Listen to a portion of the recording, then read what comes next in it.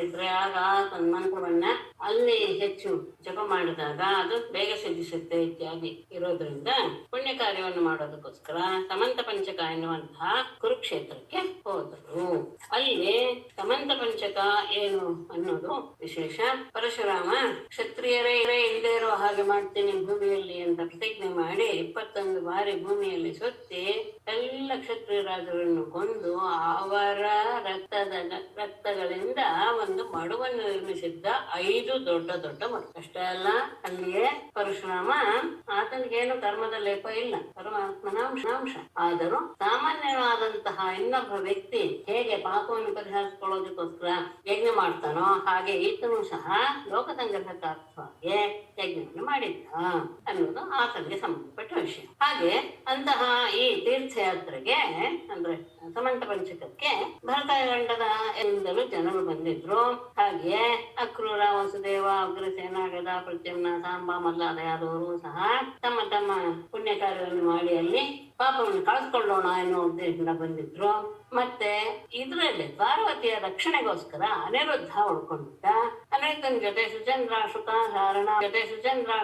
ಧಾರಣ ಮತ್ತು ಸೇನಾಪತಿಯಾದ ಕೃತವರ್ಮ ಇಷ್ಟು ಜನ ದ್ವಾರಕೆಯಲ್ಲಿ ಉಳಿದ್ರು. ಉಳಿದವರೆಲ್ಲರೂ ಸಹ ಅತ್ಯಂತ ಉತ್ತಮವಾದ ರಥಗಳು, ಕುದುರೆಗಳನ್ನ ಏರಿ, ಆನೆಗಳನ್ನು ಏರಿ ವಿದ್ಯಾಧರ ಹಾಗೆ ಕಂಗೊಳಿಸುವ ಪದಾರ್ಥಗಳೊಡನೆ ಹೊರಟರು. ಚಿನ್ನದ ರತ್ನ ಸರಗಳನ್ನು ಧರಿಸಿ, ದಿವ್ಯ ಪುಷ್ಪಮಾಲೆಗಳನ್ನ, ವಸ್ತ್ರಗಳನ್ನ ಧರಿಸಿ ಹಾಗೆ ಕಾಣ್ತಾ ಇದ್ದಾರೆ. ಎಲ್ಲರೂ ಪರಮ ಭಾಗ್ಯಶಾಲಿಗಳು. ಅವರೆಲ್ಲರೂ ಸಹ ಕುರುಕ್ಷೇತ್ರಕ್ಕೆ ಹೋಗಿ ಏಕಾಗ್ರತೆಯಿಂದ ಸ್ನಾನ ಮಾಡಿ ಅವತ್ತಲ್ಲೆಲ್ಲ ಉಪವಾಸ ಇದ್ರು.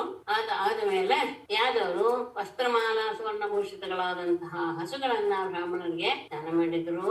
ಗ್ರಹಣದ ಸಂದರ್ಭದಲ್ಲಿ ಗ್ರಹಣ ಮೋಕ್ಷವಾದ ಮೇಲೆ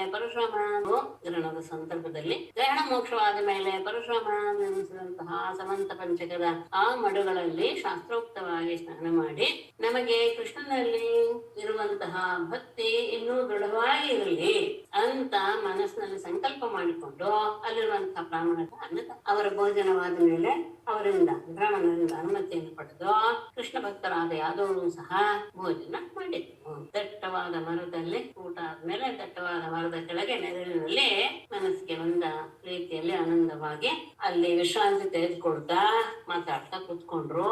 ಆ ಸಂದರ್ಭದಲ್ಲಿ ಅದೇ ತೀರ್ಥಯಾತ್ರೆಗೆ ಬಂದಂತಹವರನ್ನ ದೊರೆಗಳನ್ನು ಸಹ ನೋಡಿ. ಅವರು ಯಾರ್ಯಾರು ಅನ್ನೋದು ಮತ್ತೆ ಹೇಳೋ ಅವಶ್ಯಕತೆ ಇಲ್ಲ. ಮತ್ಸ್ಯ, ಉಶಿನರ ಇತ್ಯಾದಿ ಎಲ್ಲ ರಾಜರು ಬಂದಿದ್ದಾರೆ. ಇನ್ನು ಅನೇಕ ದೇಶಗಳಿಂದ ಬಂದವರು, ತಮ್ಮ ಪಕ್ಷದವರು ಇದ್ದಾರೆ, ಶತ್ರು ಪಕ್ಷದವರು ಇದ್ದಾರೆ. ಹೀಗೆ ಅನೇಕ ನೂರಾರು ರಾಜರು ಕಾಣಿಸಿದ್ರು. ಮತ್ತೆ ಅಷ್ಟೇ ಅಲ್ಲ, ತಮ್ಮನ್ನ ನೋಡಬೇಕು ಅಂತ ಬಹಳ ನಿರೀಕ್ಷೆ ಮಾಡ್ತಾ ಇದ್ದಂತಹ ಆಪ್ತರಾದ ನಂದಾದಿ ಗೋಪಾಲಕರು, ಗೋಪಿಯರು ಇವರನ್ನು ಸಹ ಯಾದವರು ಸಂದರ್ಶನ ಮಾಡಿದರು. ಯಾದವರಿಗೂ ನಂದಾದಿ ಗೋಪರಿಗೂ ದರ್ಶನವಾದಾಗ ಅವರ ಆನಂದ ಮೀರಿತು. ಇಬ್ಬರ ಮುಖಗಳ ಕಮಲಗಳು ಅರಳಿದುವು. ಒಬ್ಬರು ರೋಮಾಂಚನವಾಯಿತು. ಸಂತೋಷದ ಅತಿರೇಕದಿಂದ ಬಾಯಿಂದ ಮಾತುಗಳೇ ಅದು ಬರಲಿಲ್ಲ. ಸ್ತ್ರೀಯರು ಸಹ ಒಬ್ಬರನ್ನೊಬ್ಬರು ನೋಡ್ತಾ, ಪ್ರೀತಿ ಭಾವದಿಂದ ನೋಡ್ತಾ, ಮಂದಹಾಸವನ್ನ ಪ್ರಕಟ ಮಾಡ್ತಾ, ನಿರ್ಮಲವಾದಂತಹ ನೋಟದಿಂದ ಅನುರಾಗವನ್ನು ಸಹ ವ್ಯಕ್ತಪಡಿಸ್ತಾ, ತಮ್ಮ ಕುಂಕುಮ ಲಿಪ್ತವಾದಂತಹ ಸ್ತನಗಳಿಂದ ಅವರ ಸ್ತನಗಳು ತಗುಲುವ ರೀತಿಯಲ್ಲಿ ಅನ್ಯೋನ್ಯವಾಗಿ ಬಹಳ ಪ್ರೀತಿಯಿಂದ ಅಪ್ಪಿಕೊಂಡ್ರು. ಆನಂದ ಬಾಷ್ಪಗಳನ್ನ ಸುರಿಸಿದ್ರು. ಹಿರಿಯರಿಗೆಲ್ಲ ವಂದನೆ ಮಾಡಿ ಕಿರಿಯರಿಗೆ ಆಶೀರ್ವಾದ ಮಾಡಿದ್ರು. ಎಲ್ಲರಿಗೂ ಸ್ವಾಗತ ಹೇಳಿ ಪ್ರಶ್ನೆಯನ್ನೆಲ್ಲ ಕೇಳಿದ ಮೇಲೆ ಇಬ್ಬರು ಸಹ ಕೃಷ್ಣನ ವಿಷಯದ ಬಗ್ಗೆ ಮಾತನಾಡಕ್ಕೆ ಶುರು ಮಾಡಿದ್ರು. ಆಗ ಕುಂತಿ ತನ್ನ ಅಣ್ಣ ತಮ್ಮಂದ್ರು, ಅಕ್ಕ ತಂಗಿಯರು, ಅವರ ಮಕ್ಕಳು, ತಂದೆ ತಾಯಿಗಳು, ಅಕ್ಕೇನಾದ್ನ ಎಲ್ಲರನ್ನು ನೋಡಿ, ಕೃಷ್ಣನನ್ನು ನೋಡಿ ಬಹಳ ದಿನಗಳಿಂದ ಅವರನ್ನು ನೋಡದೇ ಇದ್ದಂತಹ ದುಃಖವನ್ನ ಅವಳು ನಿವಾರಿಸಿಕೊಂಡ್ಳು. ಅಣ್ಣನಾದ ವಸುದೇವನನ್ನು ನೋಡಿ ಹೇಳ್ತಾಳೆ, ಅಣ್ಣ, ನಾನು ಬಹಳ ಭಾಗ್ಯ ರಹಿತಳು ಅನ್ಸುತ್ತೆ. ಆಪತ್ತಿನಲ್ಲಿ ನೀವು ಸಜ್ಜನರಾದವರು, ಆದ್ರೂ ನೀವು ನನ್ನ ವಿಚಾರಿಸಲಿಲ್ಲ, ನನ್ನನ್ನ ಮತ್ತೆ ಬಿಟ್ರಿ. ದೈವ ನಮಗೆ ಪ್ರತಿಕೂಲವಾದಾಗ ಸ್ನೇಹಿತರು, ಬಂಧುಗಳು, ಮಕ್ಕಳು, ಅಣ್ಣ ತಮ್ಮಂದರು, ಕೊನೆಗೆ ತಂದೆ ತಾಯಿಗಳು ಸಹ ಬರೆತು ಬಿಡ್ತಾರೆ ಅಂಥವ್ರನ್ನ ಅನ್ನೋದು ನಿಜ ಅಂತ ಸ್ವಲ್ಪ ದುಃಖವನ್ನು ವ್ಯಕ್ತಪಡಿಸಿದ್ಲು. ಆಗ ವಸುದೇವ ಕುಂತಿಗೆ ಹೇಳ್ತಾನೆ, ಅಮ್ಮ ನಮ್ಮ ಮೇಲೆ ದೋಷಾರೋಪಣೆ ಮಾಡಬೇಡ, ನಾವೇನು ಈ ವಿಷಯದಲ್ಲಿ ಸ್ವತಂತ್ರ ಆಗಿರ್ಲಿಲ್ಲ, ನಾವೆಲ್ಲ ದೇವರ ಕೈಯಲ್ಲಿ ಆಟದ ಗೊಂಬೆಗಳಾಗಿದ್ವಿ. ಅವನ ವಶದಲ್ಲಿಯೇ ಈ ಸಮಸ್ತ ಲೋಕವು ಸಹಲೋಕಗಳು ಕೆಲಸ ಮಾಡುವಂಥದ್ದು, ಅವನೇ ಮಾಡಿಸ್ತಾನೆ. ಕಂಸನ ಪೀಡೆಗೆ ಸಿಕ್ಕಾಕೊಂಡಂತಹ ನಾವು ದಿಕ್ಕು ನಮ್ಮನ್ನ ಒಂದ್ ಕಡೆ ಸೇರಿಸಿದೆ ಅಮ್ಮ ಅಂತ ಹೇಳಿದೆ. ಆಮೇಲೆ ಅದು ಅಲ್ಲಿಗೆ ದುಃಖ ಶಮನ ಈತನು ಸಹ ತನ್ನ ಪರಿಸ್ಥಿತಿಯನ್ನ ಹೇಳಿದ. ಆಮೇಲೆ ವಸುದೇವ ಅಗ್ರಸೇನ ಎಲ್ಲರೂ ಸಹ ಯಾದವರು ತಮ್ಮ ಮಿತ್ರರಾದಂತಹ ರಾಜರನ್ನ ಬಹಳ ಆದರದಿಂದ ಬರಮಾಡಿಕೊಂಡ್ರು. ಅಚ್ಯುತನ ಪರಮಾತ್ಮನ ಸಂದರ್ಶನದಿಂದ ಎಲ್ಲರೂ ಸಹ ಆನಂದವನ್ನು ಹೊಂದಿದ್ರು. ಭೀಷ್ಮ, ದ್ರೋಣ, ಧೃತರಾಷ್ಟ್ರ, ಗಾಂಧಾರಿ, ಅವಳ ಮಕ್ಕಳು, ದ್ರೌಪದಿ ಸಹಿತರಾದ ಪಾಂಡವರು, ಕುಂತಿ, ಶೃಂಗೇರೇಶ್ವರ, ವಿದುರ, ಕೃಪಾ, ಕುಂತಿಭೋಜ, ಈ ಎಲ್ಲ ರಾಜರುಗಳು ಸಹ ಅಂದ್ರೆ ಪಾಂಡವರ ಪಕ್ಷದವರು ಎಲ್ಲರೂ ಸಹ ಯಾರು ಕೃಷ್ಣ ಬಂದು ಕೃಷ್ಣನನ್ನ, ಅವನ ಒಡತಿಯರನ್ನ, ಕೃಷ್ಣನ ದೇಹ ಸೌಂದರ್ಯವನ್ನು ನೋಡಿ ಬಹಳ ಆಶ್ಚರ್ಯಪಟ್ಟರು. ಆಮೇಲೆ ಬಂದಂತಹ ಎಲ್ಲ ವ್ಯಕ್ತಿಗಳನ್ನು ಬಲರಾಮಕೃಷ್ಣರು ಯೋಗ್ಯ ರೀತಿಯಲ್ಲಿ ಸ್ವಾಗತ ಮಾಡಿ ಸತ್ಕಾರ ಮಾಡಿ ಮೇಲೆ ಅವರೆಲ್ಲರೂ ಬಂದವರೆಲ್ಲರೂ ಉಗ್ರಸೇನನ್ನು ನೋಡಿ ಹೇಳ್ತಾರೆ, ಭೋಜರಾಜ, ನಿಜವಾಗಿ ಮನುಷ್ಯ ವರ್ಗದಲ್ಲಿ ಶ್ರೇಷ್ಠ ಜನ್ಮ ಅಂದ್ರೆ ನಿಮ್ಮದೇ, ಯಾರವರದ್ದು. ಯಾಕೆ ಅಂದ್ರೆ ಯೋಗಿಗಳಿಗೂ ಸಹ ನೋಡಲು ಅಸಾಧ್ಯನಾದಂತಹ ಪರಮಾತ್ಮನನ್ನ, ಕೃಷ್ಣನನ್ನ ನೀವು ಮತ್ತೆ ಮತ್ತೆ ನೋಡ್ತೀರಾ, ಅಂತಹ ಭಾಗ್ಯ ನಿಮಗಿದೆ. ಶ್ರುತಿಯೇ ಆತನನ್ನ ಹೊರಳುತ್ತೆ, ಅಂತಹ ಕೀರ್ತಿ ಉಳ್ಳದ್ದು ಕೀರ್ತಿ ಶ್ರೀಕೃಷ್ಣನದು. ಆತನ ಪಾದ ತೊಳೆದ ನೀರೇ ಗಂಗೆ ಆಗಿ ಭೂಮಂಡಲವನ್ನ ಪವಿತ್ರಪಡಿಸ್ತಾ ಇದೆ. ಈತನ ವಾಣಿ ಎನ್ನುವಂತಹ ವೇದಶಾಸ್ತ್ರ, ಅದೂ ಸಹ ಪ್ರಪಂಚವನ್ನ ಪಾವನಗೊಳಿಸ್ತಾ ಇದೆ. ಮತ್ತೆ ಕಾಲ ಕಳೆದ ಹಾಗೆ ಭೂಮಿ ತನ್ನ ಧಾನ್ಯ ಭೂಮಿ ಮೇಲೆ ಓಡಾಡ್ತಾ ಇದ್ದಾನೆ ಎನ್ನುವ ಕಾರಣದಿಂದ ಆತನ ಸ್ಪರ್ಶ ಆ ಭೂಮಿಗೆ ಹಾಗೆ ಅವಳು ಸಹ ಸಂತೋಷ ಭರಿತಳಾಗಿ ಉತ್ತಮ ರೀತಿಯಲ್ಲಿ ಧನಧಾನ್ಯಾದ ಎಲ್ಲ ವಸ್ತುಗಳನ್ನು ಸಹ ಅವಳು ಸಹ ನೀಡ್ತಾ ಇದ್ದಾಳೆ. ಅಂತಹ ಭಗವಂತನನ್ನ ನೀವು ನೋಡ್ತೀರಾ, ಸ್ಪರ್ಶ ಮಾಡ್ತೀರಾ, ಅವನ ಜೊತೆ ಓಡಾಡ್ತೀರಾ, ಮಾತಾಡ್ತೀರಾ, ಮಲಗ್ತೀರಾ, ಕುಳಿತುಕೊಳ್ಳೋದು, ಊಟ ಮಾಡೋದು, ವಿವಾಹ ಬೆಳೆಸೋದು ಎನ್ನುವ ಎಲ್ಲ ದೈಹಿಕ ಸಂಬಂಧವೂ ನಿಮಗೆ ಸಿಕ್ಕಿದೆ. ಸಂಸಾರದ ಕಷ್ಟ ಮಾರ್ಗದಲ್ಲಿರುವಂತಹ ನಿಮ್ಮ ಮನೆಯಲ್ಲಿಯೇ ಸ್ವರ್ಗ ಮತ್ತು ಮೋಕ್ಷಗಳನ್ನು ಅಷ್ಟೇ ಅಲ್ಲ ಶಾಂತಿಯನ್ನು ನೀಡುವಂತ ಅಂದ್ರೆ ನೀವು ಬಹಳ ಭಾಗ್ಯವಂತರು ಅಂತ ಬಂದ ರಾಜರೆಲ್ಲರೂ ಉಗ್ರಸೇನನ್ನು ನೋಡ್ತಾರೆ. ಕೃಷ್ಣನೊಡನೆ ಯಾದವರು ಸಹ ಅಲ್ಲಿಗೆ ಬಂದಿದ್ದಾರೆ ಅಂತ ನಂದಗೋಪನಿಗೆ ಗೊತ್ತಾಯ್ತು. ಆತ ಅವ್ರನ್ನೆಲ್ಲ ನೋಡ್ಬೇಕು ಅಂತ ಗೋಪಾಲಕರಿಂದ ತಾನು ತಂದಂತಹ ವಸ್ತುಗಳನ್ನೆಲ್ಲ ತೆಗೆದುಕೊಂಡೇ ಓಡಿ ಬಂದ. ನಂದ ಬಂದಿದ್ದನ್ನು ನೋಡಿ ಯಾದವರಿಗೆ ಬಹಳ ಆನಂದವಾಗೋಯ್ತು. ಅವನು ನೋಡಿದ ತಕ್ಷಣ ಪ್ರಾಣವೇ ಇಲ್ಲದೆ ಇರುವಂತಹ ನಿಶ್ಚೇತನವಾದಂತಹ ದೇಹಕ್ಕೆ ಪ್ರಾಣ ಬಂದಾಗ ಎಷ್ಟು ಉತ್ಸಾಹ ಚಟುವಟಿಕೆ ಬರುತ್ತೋ ಆ ರೀತಿಯಾದಂತಹ ಹರ್ಷ ಪ್ರತಿಯೊಬ್ಬರಲ್ಲೂ ಕಾಣಿಸ್ತಾ ಇತ್ತು. ನೋಡಿ ಬಹಳ ದಿನಗಳಾಗಿವೆ. ಹಾಗೆ ಒಬ್ಬರನ್ನೊಬ್ರು ಗಾಢವಾಗಿ ಆನಂದಿಸಿಕೊಂಡ್ರು. ವಸುದೇವ ಸಂತೋಷದಿಂದ ಬಹಳ ಪ್ರೀತಿಯಿಂದ, ಯಾಕೆಂದ್ರೆ ತನ್ನ ಮಕ್ಕಳನ್ನ ಬೆಳೆಸ್ತವನು ನಂದಗೋಪ. ಹಾಗಾಗಿ ನಂದಗೋಪನನ್ನು ತಬ್ಬಿಕೊಂಡ. ಕಂಸನ ತೊಂದರೆಯಿಂದ ತನ್ನ ಮಕ್ಕಳನ್ನ ಸಾಕೋದೋಸ್ಕರ ನಂದಗೋಪನ ಮನೆಯಲ್ಲಿ ಬಿಟ್ಟಿದ್ದನ್ನು ಸಹ ನೆನಪಿಸಿಕೊಂಡ.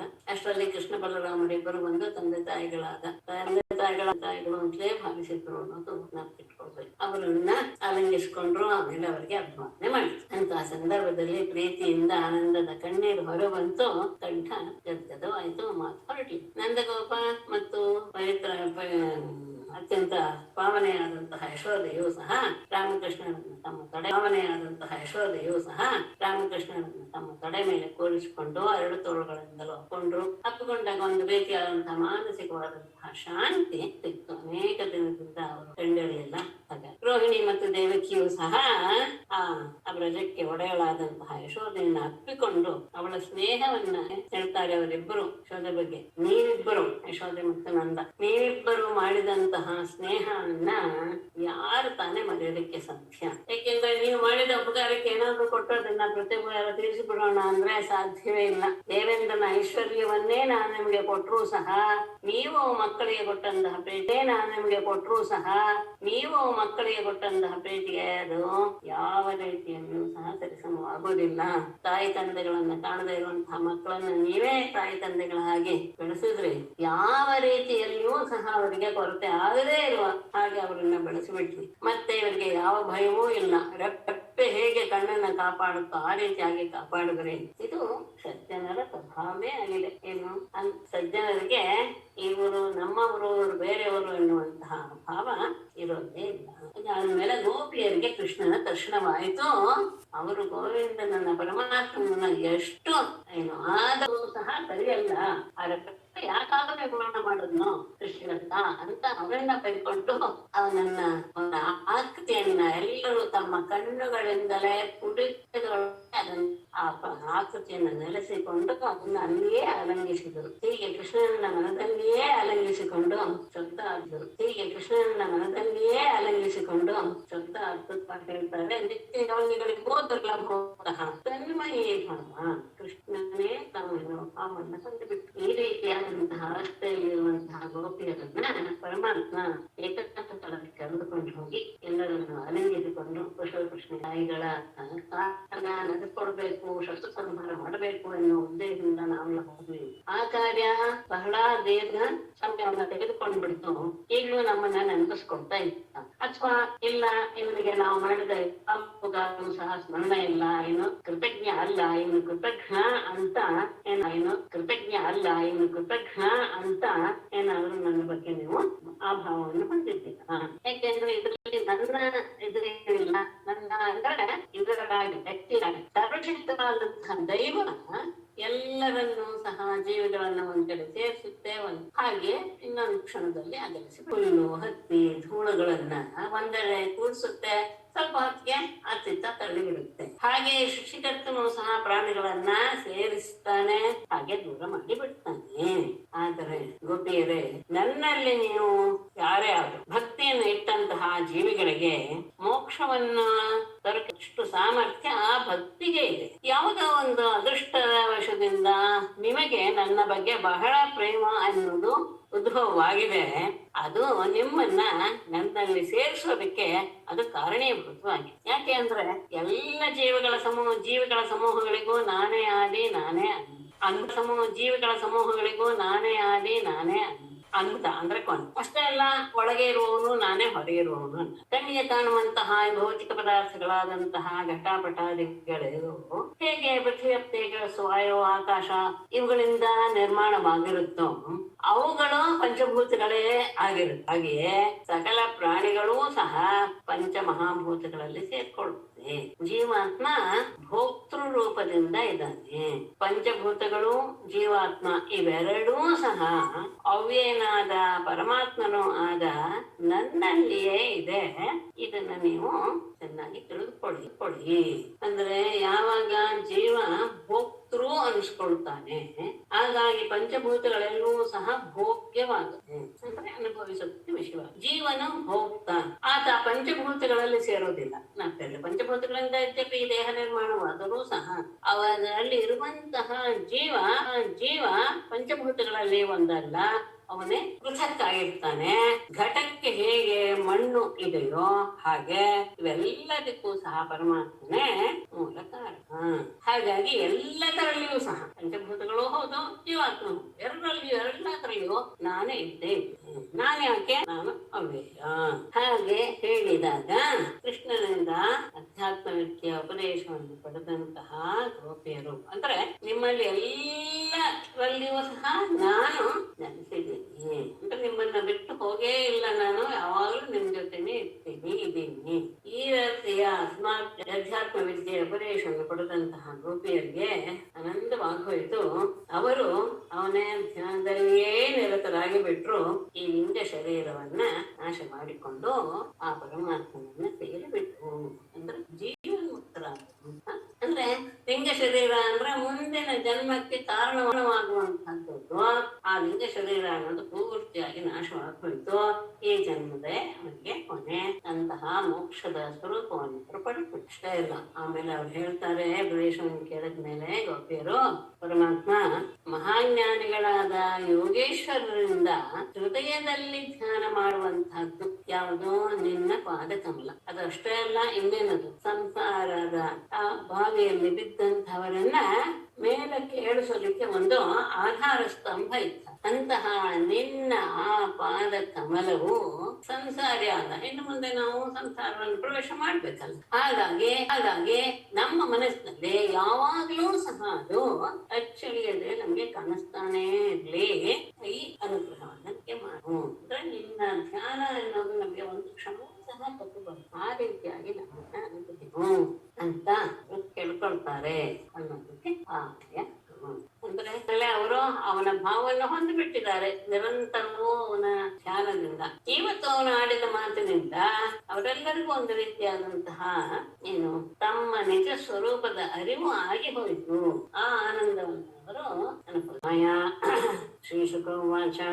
ಈ ಅಧ್ಯಾಯದಲ್ಲಿ ಬರುವಂತಹ ಕೆಲವು ವಿಷಯಗಳು ನಿಮ್ಗೆ ಮೊದಲೇ ಗೊತ್ತಿರುವಂತದ್ದು, ಕೆಲವು ಹಿಂದೆ ಬಂದಿಲ್ಲ. ಇದರಲ್ಲಿ ಕೆಲವನ್ನ ಹೇಳ್ತಾರೆ. ಎಲ್ಲ ರಾಣಿಯರು ಸಹ ಹೇಗೆ ಪರಮಾತ್ಮ ತಮಗೆ ಸಿಕ್ಕಿದ ಎನ್ನುವಂತಹ ವಿಷಯವನ್ನ ತಿಳಿಸ್ತಾರೆ. ಕೆಲವರು ಅಂದ್ರೆ ಯಾವ್ದು ವಿವರವಾಗಿ ಹಿಂದೆ ಬಂದಿದೆಯೋ ಅದನ್ನ ಸೂಕ್ಷ್ಮವಾಗಿ ಹೇಳಿದ್ರೆ, ಇಲ್ಲದೆ ಇರುವಂತಹದ್ದು ಹಾಗೆ ಅಲ್ಲಿ ಸೂಕ್ಷ್ಮವಾಗಿ ಹೇಳಿರುತ್ತದೆ, ಇಲ್ಲಿ ಸ್ವಲ್ಪ ವಿಷಯ. ಶ್ರೀ ಶುಕವಾಚ. ತಥಾನುಗ್ರಹ್ಯ ಭಗವಾನ್ ಗೋಪೀನಾಂ ಸಗುರುರ್ಗತಿ ಯುಧಿಷ್ಠಿರಂ ಅರ್ಥ ಪೃಚ್ಛತ್ ಸರ್ವಾಂಶ್ಚ ಹೃದೋವ್ಯಯಂ.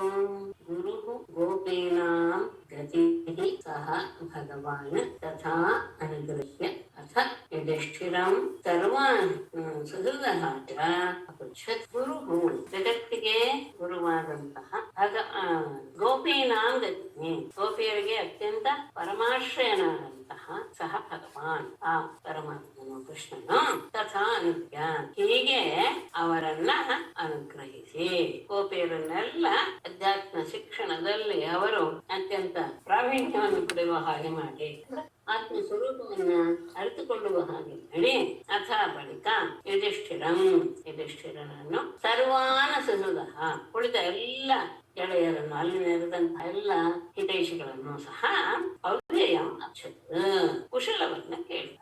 ಎಲ್ಲರೂ ಚೆನ್ನಾಗಿದ್ದೀರಾ ಎನ್ನುವಂತಹ ಯೋಗಕ್ಷೇಮವನ್ನ ಎಲ್ಲರ ಬಗ್ಗೆ ವಿಚಾರ. ಗೋಪಿಯರಿಗೆಲ್ಲ ಹೇಗೆ ಹೇಳಿ ಅವರ ಮನಸ್ಸಿಗೆ ಸಮಾಧಾನ ಆಯ್ತು. ಅವರು ಸಹ ಅತ್ಯಂತ ಉತ್ತಮವಾದಂತಹ ಮನೋಭಾವವನ್ನು ಹೊಂದಿದ್ರು. ಹೀಗಾದ್ಮೇಲೆ ಅಲ್ಲಿ ಬಂದಂತಹ ಯುಧಿಷ್ಠಿರರು ಮತ್ತು ತಮ್ಮ ಹಿತೈಷಿಗಳಾದ ಎಲ್ಲರ ಬಗ್ಗೆ ಕುಶಲವನ್ನ ವಿಚಾರ ಪ್ರಶ್ನೆ ಮಾಡಿ. ತಯೇವಂ ಲೋಕನಾಥೇನ ಪರಿಪೃಷ್ಟಾ ಸುಸತ್ಕೃತಾಃ ಪ್ರತ್ಯೋಚುಃ ಹೃಷ್ಟಮನಸಃ ತತ್ಪಾದೇಕ್ಷಾಃ ತಾಂಹಸಃ. ಏವಂ ಲೋಕನಾಥೇನ ಪರಿಪೃಷ್ಟಾಃ ಸುಸತ್ಕೃತಾಃ ತೇ ಹೃಷ್ಟಮನಸಃ ತತ್ಪಾದ ಈಕ್ಷಾ ಹತ ಅಂಹಸಃ.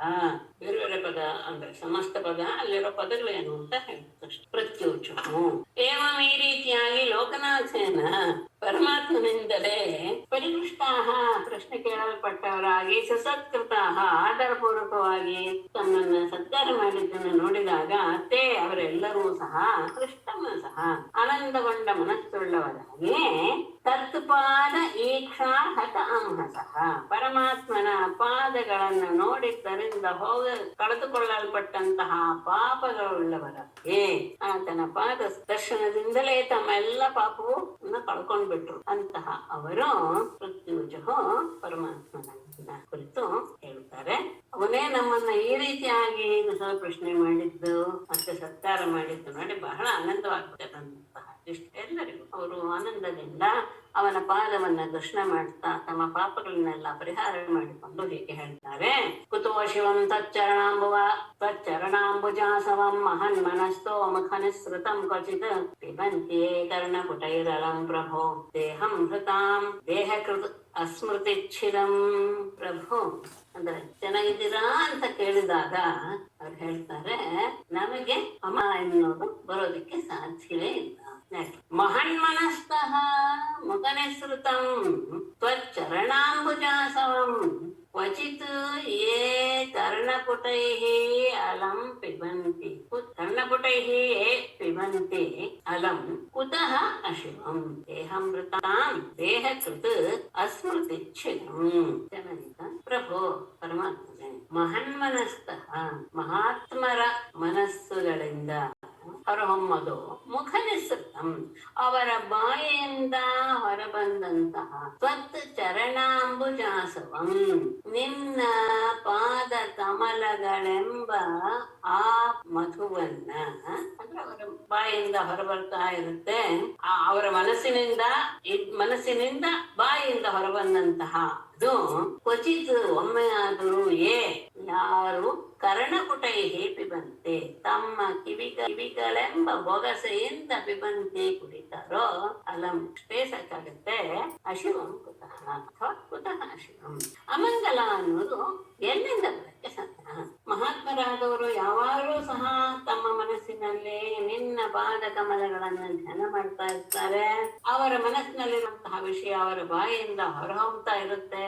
ಅಂತಹ ನಿನ್ನ ಪಾದ ಕಮಲವೆಂಬ ಅಂದ್ರೆ ನಿನ್ನ ಚರಿತ್ರೆ, ನಿನ್ನ ಪಾದ ಕಮಲದ ಮಹಿಮೆಯನ್ನು ಅವರು ಹೇಳ್ತಾ ಇರುವಾಗ ಅದನ್ನ ಕೇಳ್ತಾ ಅಂದ್ರೆ ಕಿವಿಯೆಂಬ ಬೊಗಸೆಗಳಿಂದ ಯಾರು ಕೇಳ್ತಾ ಇರ್ತಾರೋ ಅದಕ್ಕೆ ಅಷ್ಟೇ ಜೀವನ ಸಾಕು. ಅಮಂಗಲ ಎನ್ನುವುದು ಬರೋದಕ್ಕೆ ಶ್ರೇಷ್ಠ. ಯಾಕೆ ಅಂದ್ರೆ ದೇಹಾಮೃತಾಂ ದೇಹವನ್ನ ಅಂದ್ರೆ ಶರೀರವನ್ನ ಧರಿಸಿರುವಂತಹ ಅವರಿಗೆ ದೇಹಕೃತ ಅಸ್ಮೃತಿ ದೇಹವನ್ನ ಉಂಟು ಮಾಡುವಂತಹ ಸ್ಮೃತಿ ಅಂದ್ರೆ ಅವಿದ್ಯ. ಆ ಅವಿದ್ಯೆಯನ್ನ ನಾಶ ಮಾಡುವ. ಈಗ ಶರೀರವನ್ನು ಧರಿಸಿ ಬಂದಂತಹ ಈ ಶರೀರಗಳಿಗೆ ಮನುಷ್ಯರಿಗೆ ದೇಹ ಉಂಟಾಗೋದಕ್ಕೆ ಕಾರಣ ಯಾವುದು? ಅವಿದ್ಯೆ. ಆ ಅವಿದ್ಯೆಯನ್ನ ನಾಶ ಮಾಡುವಂಥದ್ದು ನಿನ್ನ ಆ ಪಾದಾರವಿಂದಗಳ ಚರಿತ್ರಾರೂಪದ ನಿನ್ನ ಆ ಆಸವ ಅಮೃತ. ಅದನ್ನ ಕುಡಿತಾ ಇದ್ದವರಿಗೆ ನಮಗೆ ಇಲ್ಲವೇ ಇಲ್ಲ. ಅಷ್ಟೇ ಅಲ್ಲ, ಮುಂದೆ ಅವರಿಗೆ ಈ ಸಂಸಾರದ ಭಾಷೆಯೂ ಸಹ ಆಗೋದಿಲ್ಲ. ಯಾಕೆಂದ್ರೆ ಅಜ್ಞಾನವನ್ನು ನಾಶ ಮಾಡುವಂತೂ. ಹಾಗಾಗಿ ನಿನ್ನನ್ನು ಆಶ್ರಯಿಸಿದವರಿಗೆ ಅಮಂಗಲ ಎನ್ನುವುದು ಇಲ್ಲವೇ ಇಲ್ಲ. ಅಷ್ಟೇ ಅಲ್ಲ, ನಿನಗೆ ನಾವು ನಮಸ್ಕಾರ ಮಾಡ್ತೀವಿ. ಎಂಥವನು ಹಿತ್ವಾತ್ಮಧಾಮ ವಿರುತಾತ್ಮಕೃತತ್ರವಸ್ಥಂ ಆನಂದ ಸಂಪ್ಲವಂ ಅಖಂಡಂ ಅಕುಂಠಬೋಧಂ ಕಾಲೋಪಸೃಷ್ಟ ನಿಗಮಾವನ ಆತ್ಮಯೋಗ ಮಾಯಾಕೃತಿಂ ಪರಮಹಂಸಗತಿಂ ನತಾಸ್ಮ. ಇಲ್ಲಿ ಸ್ವಲ್ಪ ಎರಡು ರೀತಿ ಅರ್ಥ ಮಾಡಿದ್ದಾರೆ.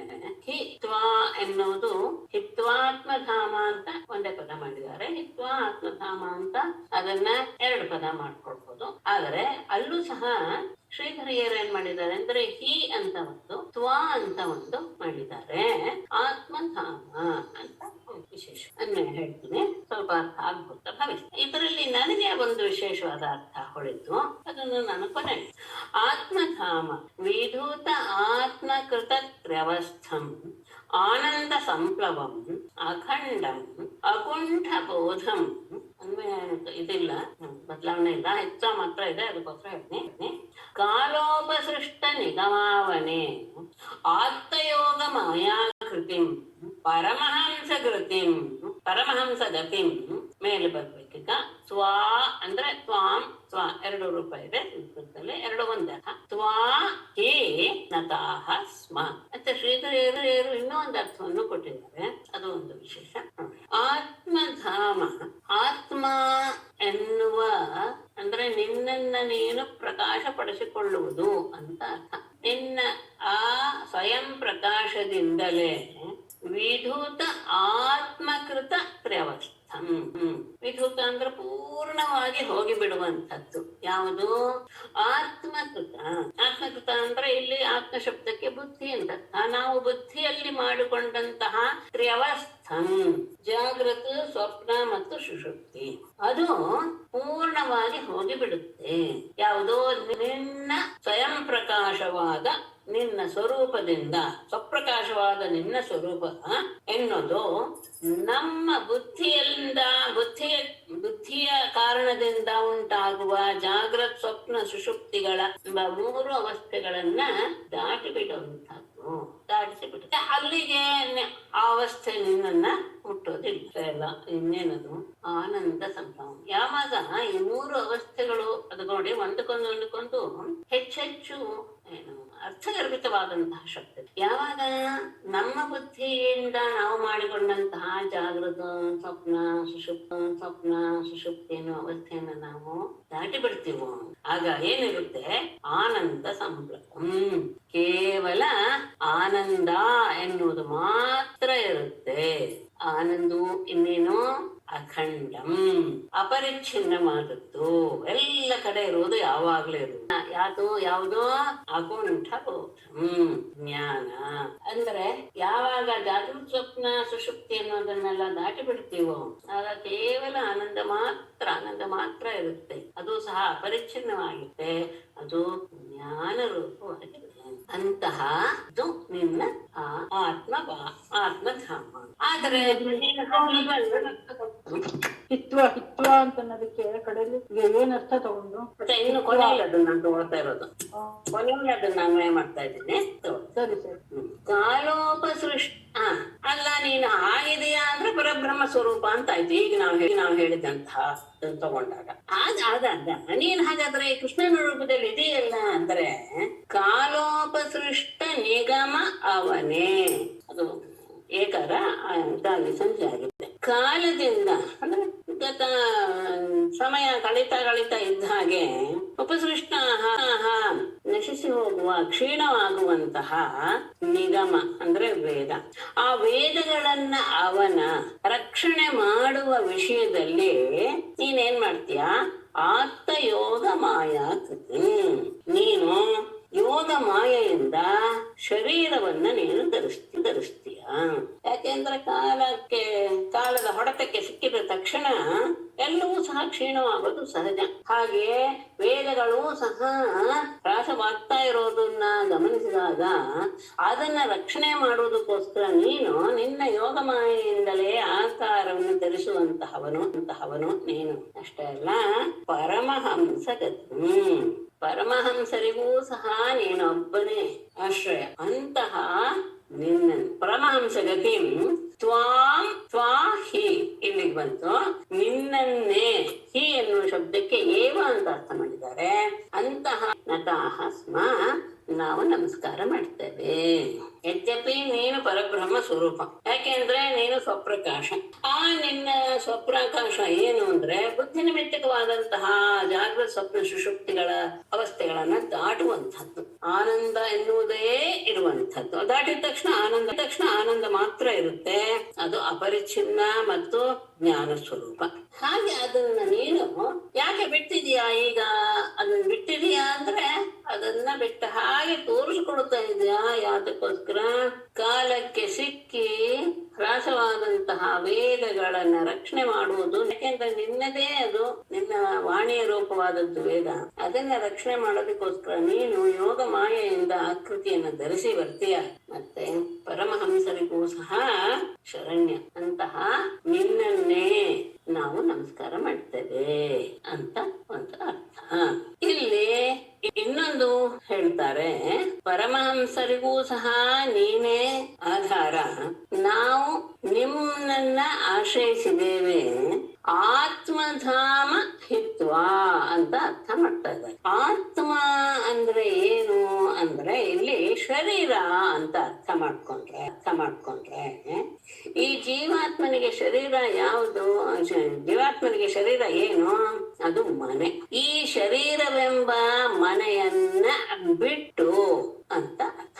ಅಂದ್ರೆ ದೇಹದ ಸಂಪರ್ಕ ಎಲ್ಲವನ್ನೂ ಬಿಟ್ಟು ಇಲ್ಲಿ ನಿನ್ನ ನಾವು ಆಶ್ರಯಿಸಿದ್ದೇವೆ ಎನ್ನುವ ಇನ್ನೊಂದು ಅರ್ಥವನ್ನು ಸಹ ಹೇಳ್ತಾರೆ. ಇನ್ನೊಂದು ಅರ್ಥವನ್ನು ಕೆಲವರು ವಿದ್ವಾಂಸರು ಹೇಳ್ತಾರೆ, ನಿನ್ನ ನಿಜ ಸ್ವರೂಪವನ್ನ ಬಿಟ್ಟು ನೀನು ಹೀಗೆ ಕಾಲೋಪಸೃಷ್ಟ ನಿಗಮಾವನೆ ಆತ್ಮಯೋಗ ಮಾಯಾಕೃತಿ ಎನ್ನುವ ಅರ್ಥವನ್ನು ಸಹ ಮಾಡಿದ್ದಾರೆ. ಅಂದ್ರೆ ನಿನ್ನ ನಿಜವಾದ ಸ್ವರೂಪ ಇದೆಲ್ಲ ಮೇಲೆ ಹೇಳಿದಂಥದ್ದೆಲ್ಲ. ಇಂತಹದ್ದನ್ನ ಬಿಟ್ಟು ನೀನು ಶರೀರವನ್ನು ಧರಿಸ್ತೀಯ. ಯಾಕೆ ಅಂದ್ರೆ ವೇದಗಳನ್ನ ರಕ್ಷಣೆ ಮಾಡೋದಕ್ಕೋಸ್ಕರ. ಅಷ್ಟೇ ಅಲ್ಲ, ಪರಮಹಂಸರಿಗೂ ಸಹ ನೀನೇ ಆಧಾರ. ಅಂತಹ ನಿನಗೆ ನಾವು ನಮಸ್ಕಾರ ಮಾಡ್ತೇವೆ. ಪುನಃ ಅವರು ತಮ್ಮ ಭಾವನೆಯನ್ನ ನನಗೆ ಇಲ್ಲಿ ಒಂದು ವಿಶೇಷವಾದಂತಹ ಅರ್ಥ ಅಂದ್ರೆ, ವಿಶೇಷ ಅಂದ್ರೆ ನನಗನ್ಸಿತ್ತು, ಎನ್ನುವುದು ಅವನಿಗೆ ಸಂಬೋಧನೆ ಮಾಡ್ಬೋದೇನೋ ಅಂತ ನನಗೆ ಅನ್ನಿಸ್ತು. ಯಾಕೆಂದ್ರೆ ಅವನಿಗೆ ಆತ್ಮವೇ ಧಾಮ. ಅಂತಹ ಪರಮಾತ್ಮನೇ ನಿನ್ನ ಸ್ವರೂಪ ಏನು ಅನ್ನೋದನ್ನ ನಾವು ಮುಂದಿನ ಪದಗಳಲ್ಲಿ ತಗೊಂಡಾಗ 4 ಪದ ವಿದುತಾತ್ಮಕೃತತ್ರವಸ್ಥಂ ಆನಂದ ಸಂಭ್ರಮಂ ಅಖಂಡಂ ಅಕುಂಠಬೋಧಂ. ಹಾಗಾದ್ರೆ ಯಾಕೆ ಹೀಗಿದೆಯಾ ಅಂದ್ರೆ ಈ ಕಾಲೋಪೃಷ್ಟ ನಿಗಮಾವನೆ ಆಪ್ತಯೋಗ ಮಾಯಾತಿ ಅಂತ ಹೇಳಿ ಅಲ್ಲಿ ಆತ್ಮಧಾಮ ಎನ್ನುವುದನ್ನು ಹಾಳು ಮಾಡ್ಬೋದಾ ಅಂತ ನನಗೆ ಅನಿಸುತ್ತೆ. ಅದೊಂದು ಯಾಕೆಂದ್ರೆ ಅದು ಧಾಮನ ಶಬ್ದ ವಿಶೇಷ, ಹಾಗಾಗಿ ಅದು ಸಂಬೋಧನೆಗೂ ಸಹ ಅರ್ಹವಾಗುತ್ತೆ, ಅದು ಇರುತ್ತೆ ಅಂತ ಇದು ನನಗೆ ಅನಿಸಿತ್ತು ಅಷ್ಟೇ. ಅದನ್ನ ನಾನು ನಿಮ್ಮ ಜೊತೆ ಹಂಚುವ. ಇಂತಹ ನಿನಗೆ ನಾವು ಅಂದ್ರೆ ಪರಮಾತ್ಮನ ಸ್ವರೂಪ ಏನು ಅನ್ನೋದನ್ನು ವ್ಯಕ್ತಪಡಿಸಿ, ಹಾಗಾದ್ರೆ ಈ ರೂಪ ಹೇಗೆ, ಏನಪ್ಪ ನಿಂದು ಕೃಷ್ಣನ ರೂಪ ಅಂದ್ರೆ ಇದು ನಿನ್ನ ಆಗಾಗಿನ ನಿನ್ನ ಯೋಗ ಮಾಯೆಯಿಂದಲೇ ನೀನು ಧರಿಸುವಂತಹ ರೂಪ. ಅದು ಯಾತಕ್ಕೆ ಅಂದ್ರೆ ವೇದಗಳನ್ನ ರಕ್ಷಣೆ ಮಾಡಿ ಲೋಕಗಳಿಗೆಲ್ಲ ಒಳ್ಳೆ ಋಷಿರುವಾಚ. ಋಷಿ ಅಂದ್ರೆ ಇಲ್ಲಿ ಶುಕರು ಅಂತ ಅರ್ಥ. ಇತ್ಯುತ್ತಮ ಶ್ಲೋಕ ಶಿಖಾಮಣಿಂ ಜನೇಷ್ವಭಿಷ್ಟುವತ್ಸ್ವಂಧಕ ಕೌರವ ಸ್ತ್ರಿಯ ಸಮೇತ್ಯ ಗೋವಿಂದ ಕಥಾ ಮಿಥೋ ಗೃಣನ್ ತ್ರಿಲೋಕಗೀತಾ ಶೃಣು ವರ್ಣಯಾಮಿ ತೇ. ಒಂದೆಂದು ಸ್ವಲ್ಪ ಚೆನ್ನಾಗಿದೆ. ಇತಿ ಉತ್ತಮ ಶ್ಲೋಕ ಶಿಖಾಮಣಿಂ ಜನೇಷು ಅಭಿಷ್ಟುವತ್ಸು ಅಂಧಕ ಕೌರವ ಸ್ತ್ರಿಯ ಸಮೇತ್ಯ ತ್ರಿಲೋಕಗೀತಾ ಗೋವಿಂದ ಕಥಾ ಮಿಥಃ ಅಗ್ರಣನ್ ತೇ ವರ್ಣಯಾಮಿ ಶೃಣು. ಇತಿ ಈ ರೀತಿಯಾಗಿ ಉತ್ತಮ ಶ್ಲೋಕ ಶಿಖಾಮಣಿ, ಅದು ಅಂದ್ರೆ ಅತ್ಯಂತ ಉತ್ತಮವಾದಂತಹ ಕೀರ್ತಿಯನ್ನು ಪಡೆದವರಲ್ಲಿಯೇ ಶ್ರೇಷ್ಠನಾದಂತಹ ಅಂತ ಅರ್ಥ. ಉತ್ತಮ ಶ್ಲೋಕ ಅಂದ್ರೆ ಪವಿತ್ರವಾದ ಕೀರ್ತಿಯನ್ನು ಹೊಂದಿರುವವನು ಅಂತ. ಅದರಲ್ಲಿ ಶಿರೋಮಣಿ ಅಂದ್ರೆ ಅದರಲ್ಲಿಯೂ ಶ್ರೇಷ್ಠನಾದ ಪರಮಾತ್ಮನನ್ನ ಜನೇಶು ಅಭಿಷ್ಟುವತ್ಸು, ಅಲ್ಲಿ ನೆರೆದ ಎಲ್ಲ ಜನರು ಯುಧಿಷ್ಠಿರಾದಿಗಳು ಸಹ ಸ್ತುತಿಸ್ತಾ ಇರುವ ಸಂದರ್ಭದಲ್ಲಿ ಅಂಧಕ ಕೌರವ ಸ್ತ್ರೀಯ ಅಂಧಕ ಅಂಶ ಯಾದವರು ಮತ್ತು ಕೌರವ ಸ್ತ್ರೀಯರೆಲ್ಲರೂ ಸಹ ಸಮೇತ್ಯ ಒಟ್ಟುಗೂಡಿ ತ್ರಿಲೋಕಗೀತಾ 3 ಲೋಕಗಳಲ್ಲಿಯೂ ಸಹ ವಿಸ್ತಾರವಾಗಿ ಎಲ್ಲರೂ ಹೊಗಳುತ್ತಾ ಇರುವಂತಹ ಗೋವಿಂದ ಕಥಾ ಪರಮಾತ್ಮನ ಕಥೆಗಳನ್ನ ಮಿಥಃ ಪರಸ್ಪರ ಅಗ್ರಣನ್ನ ಮಾತಾಡ್ಕೊಳ್ತಾ ಇದ್ರು. ತೇ ವರ್ಣಯಾಮಿ ಶೃಣು, ಅದನ್ನು ನಾನು ನಿನಗೆ ತಿಳಿಸ್ತೇನೆ, ಕೇಳು. ಪರಮಾತ್ಮನ ಕಥೆ ಯಾಕೆಂತ ಪ್ರತಿಯೊಬ್ಬರ ಬಾಯಿಯಲ್ಲಿ ಈಗ ಬರುತ್ತೆ. ಹೇಗೆ ಬಂತು, ಅದಕ್ಕೆ ಸಂದರ್ಭ ಏನು ಅನ್ನೋದನ್ನ ಹೇಳ್ತಾರೆ. 3 ಲೋಕಗಳಲ್ಲಿಯೂ ವಿಸ್ತಾರವಾಗಿಬಿಟ್ಟಿದೆ ಕೃಷ್ಣನ ಕಥೆಗಳು. ಏನೇನು, ಹೇಗೆ ಯಾವ ಮಹಿಮೆಯನ್ನ ಅವನು ತೋರಿಸ್ತಾ, ಯಾವ ಗುಣಗಳನ್ನ ಪ್ರಜ್ಞೆ ಮಾಡಿದ, ಯಾರ್ಯಾರನ್ನ ಉದ್ಧಾರ ಮಾಡಿದ, ಯಾರ್ಯಾರಿಗೆ ಅನುಗ್ರಹ ಮಾಡಿದ, ಎಲ್ಲವೂ ಲೋಕತ್ರಯದಲ್ಲಿಯೂ ಹರಡಿದೆ. ಅಂತಹ ಆತನ ಕಥೆಗಳನ್ನ ಪರಸ್ಪರ ಮಾತಾಡ್ಕೊಳ್ತಾ ಇದ್ರು. ಅದನ್ನ ಅವ್ರು ಮಾತಾಡ್ಕೊಳ್ಳುತ್ತನ್ನ ನಾನು ಹೇಳ್ತೇನೆ, ಕೇಳು. ಏನು ಸಂದರ್ಭ? ದ್ರೌಪದಿ ವಾಚ. ಹೇ ವೈದವ್ಯಚ್ಯುತೋ ಭದ್ರೇ, ಹೇ ಜಾಂಬವತಿ ಕೌಸಲೆ, ಹೇ ಸತ್ಯಭಾಮೆ ಕಾಲಿಂದಿ, ಶೈಬ್ಯೆ ರೋಹಿಣಿ ಲಕ್ಷ್ಮಣೇ, ಹೇ ಕೃಷ್ಣಪತ್ಯ ಏತನ್ನೋ ಬ್ರೂತವೋ ಭಗವಾನ್ ಸ್ವಯಂ ಉಪಯೇಮೆ ಯಥಾ ಲೋಕಂ ಅನುಕುರ್ವನ್ ಸ್ವಮಾಯಯಾ. ಹೇ ವೈದರ್ಭಿ ಭದ್ರೇ, ಹೇ ಜಾಂಬವತಿ ಕೌಸಲೆ, ಹೇ ಸತ್ಯಭಾಮೆ ಕಾಲಿಂದಿ, ಶೈಬ್ಯೆ ರೋಹಿಣಿ ಲಕ್ಷ್ಮಣೆ, ಹೇ ಕೃಷ್ಣ ಪತ್ನ್ಯ. ಇಲ್ಲಿ ಅಂತಂದ್ರೆಲ್ಲ ಮಧ್ಯದ ಅಚ್ಯುತ ಅಂತಂದಿದೆ, ಇಲ್ಲಿ ತಗೊಳ್ತೀನಿ ಅದನ್ನ. ವಹ ಭಗವಾನ್ ಅಚ್ಯುತ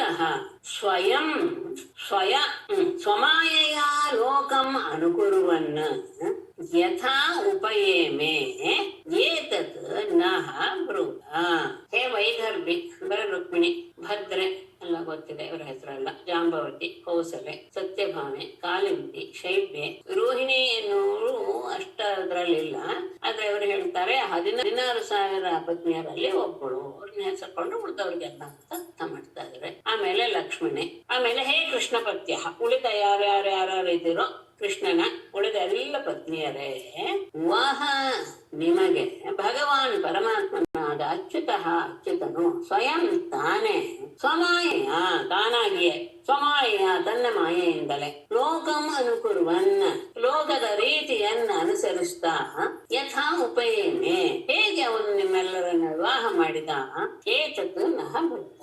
ಈ ಎಲ್ಲ ವಿಷಯವನ್ನು ನೀವು ನನಗೆ ತಿಳಿಸಿ ತಿಳಿಸಿರಿ ಅಂತ ದ್ರೌಪದಿ ಅದು ಆರಂಭವನ್ನ ಮಾಡೋದಕ್ಕೆ ಶುರು ಮಾಡಿ ಎಲ್ಲರನ್ನು ಹೆಸರು ಕರೆದು ಆಮೇಲೆ ಉಳಿದ ಎಲ್ಲ ಕೃಷ್ಣ ಭಕ್ತಿಯರನ್ನು ಒಟ್ಟಿಗೆ ಹೇಳಿ ಭಗವಂತನಾದ ಅಚ್ಯುತ ಮಾಯಾವಿಲಾಸದಿಂದ ಲೋಕದ ಕ್ರಮವನ್ನ ಅನುಸರಿಸ್ತಾ ಸ್ವಯಂ ತಾನೇ ನಿಮ್ಮನ್ನೆಲ್ಲ ಮದುವೆ ಆದ್ನಲ್ಲ ಅದು ಹೇಗೆ ಯಾರ್ಯಾರ ಮದುವೆ ಯಾವ ರೀತಿ ಆಯ್ತು ಹೇಗೆ ನಿಮ್ಮ ವಿವಾಹದ ಪ್ರಸಂಗಗಳು ನಡೆದು ಅನ್ನೋದನ್ನ ಹೇಳಿ ಅಂತ ದ್ರೌಪದಿ ಹೇಳಿ ಮೊದಲು ರುಕ್ಮಿಣಿ ಹೇಳ್ತಾಳೆ. ರುಕ್ಮಿಣ್ಯವಾಚ ಚೈದ್ಯಾಯ ಮಾರ್ಪಯಿತು ಅದೇ ಕೆಲವು ಹೇಳದ್ನಲ್ಲ, ಕೆಲವು ಪ್ರಸಿದ್ಧವಾಗಿ ನಿಮ್ಗೆ ಗೊತ್ತಿದೆ, ಕೆಲವು ಅಂಥದ್ದೆಲ್ಲ ಇವರು ಸಂಕ್ಷೇಪವಾಗಿ ಮುಗಿಸ್ಬಿಟ್ಟಿದ್ದಾರೆ, ಕೆಲವು ಸ್ವಲ್ಪ 2-3 ಶ್ಲೋಕದಲ್ಲಿ ಇರ್ತಾರೆ.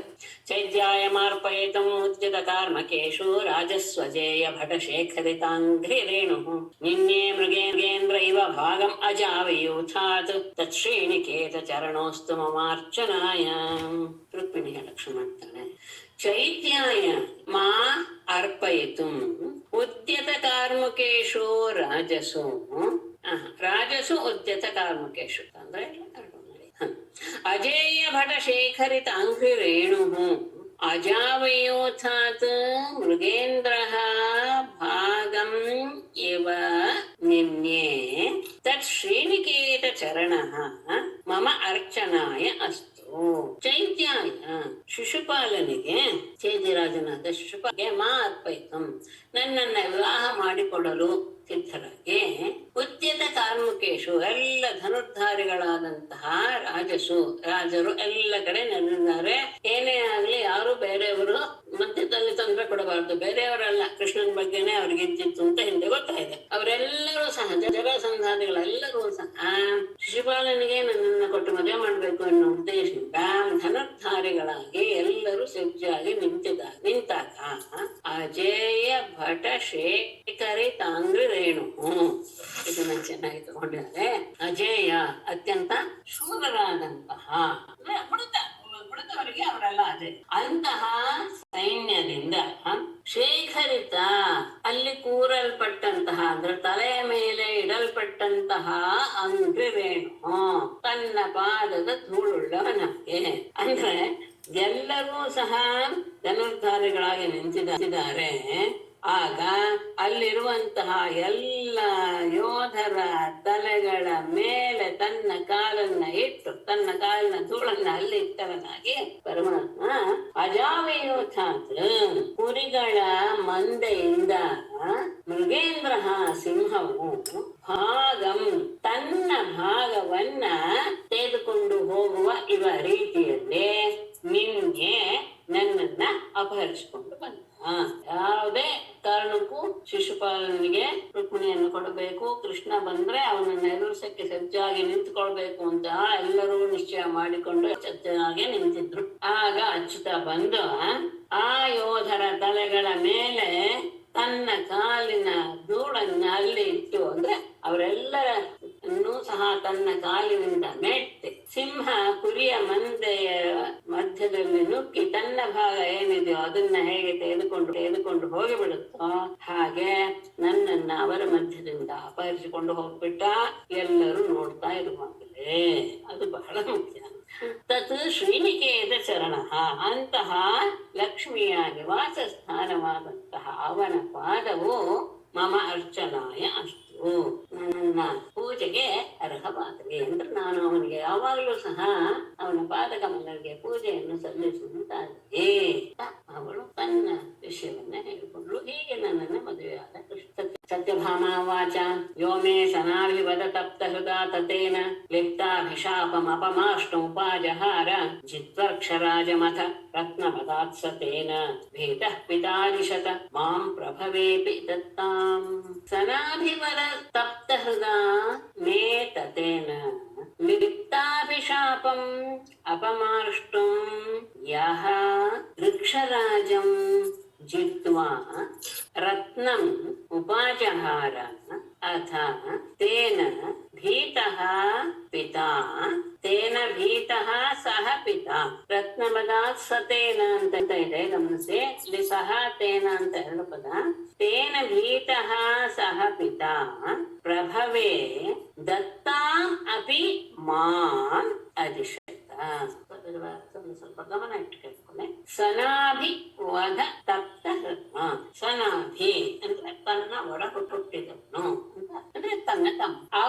ದುಃಖದ ಮರಣದಿಂದ ತಪ್ತಹೃತ ಬಹಳ ದುಃಖವನ್ನು ಹೊಂದಿದಂತಹ ಮೇತತೇನ ನನ್ನ ತಂದೆಯಿಂದ, ತಾತ ತತ ಎರಡು ಒಂದೇ ಅರ್ಥ ಕೊಡುವಂಥದ್ದು. ನನ್ನ ತಂದೆಯಿಂದ ಲಿಪ್ತಾಭಿಶಾಪಂ, ಅವನೇನ್ ಮಾಡ್ದ ಆ ಸಂದರ್ಭದಲ್ಲಿ ಕೃಷ್ಣನ ಮೇಲೆ ಅಪವಾದವನ್ನ ಹೊರಿಸಿದ.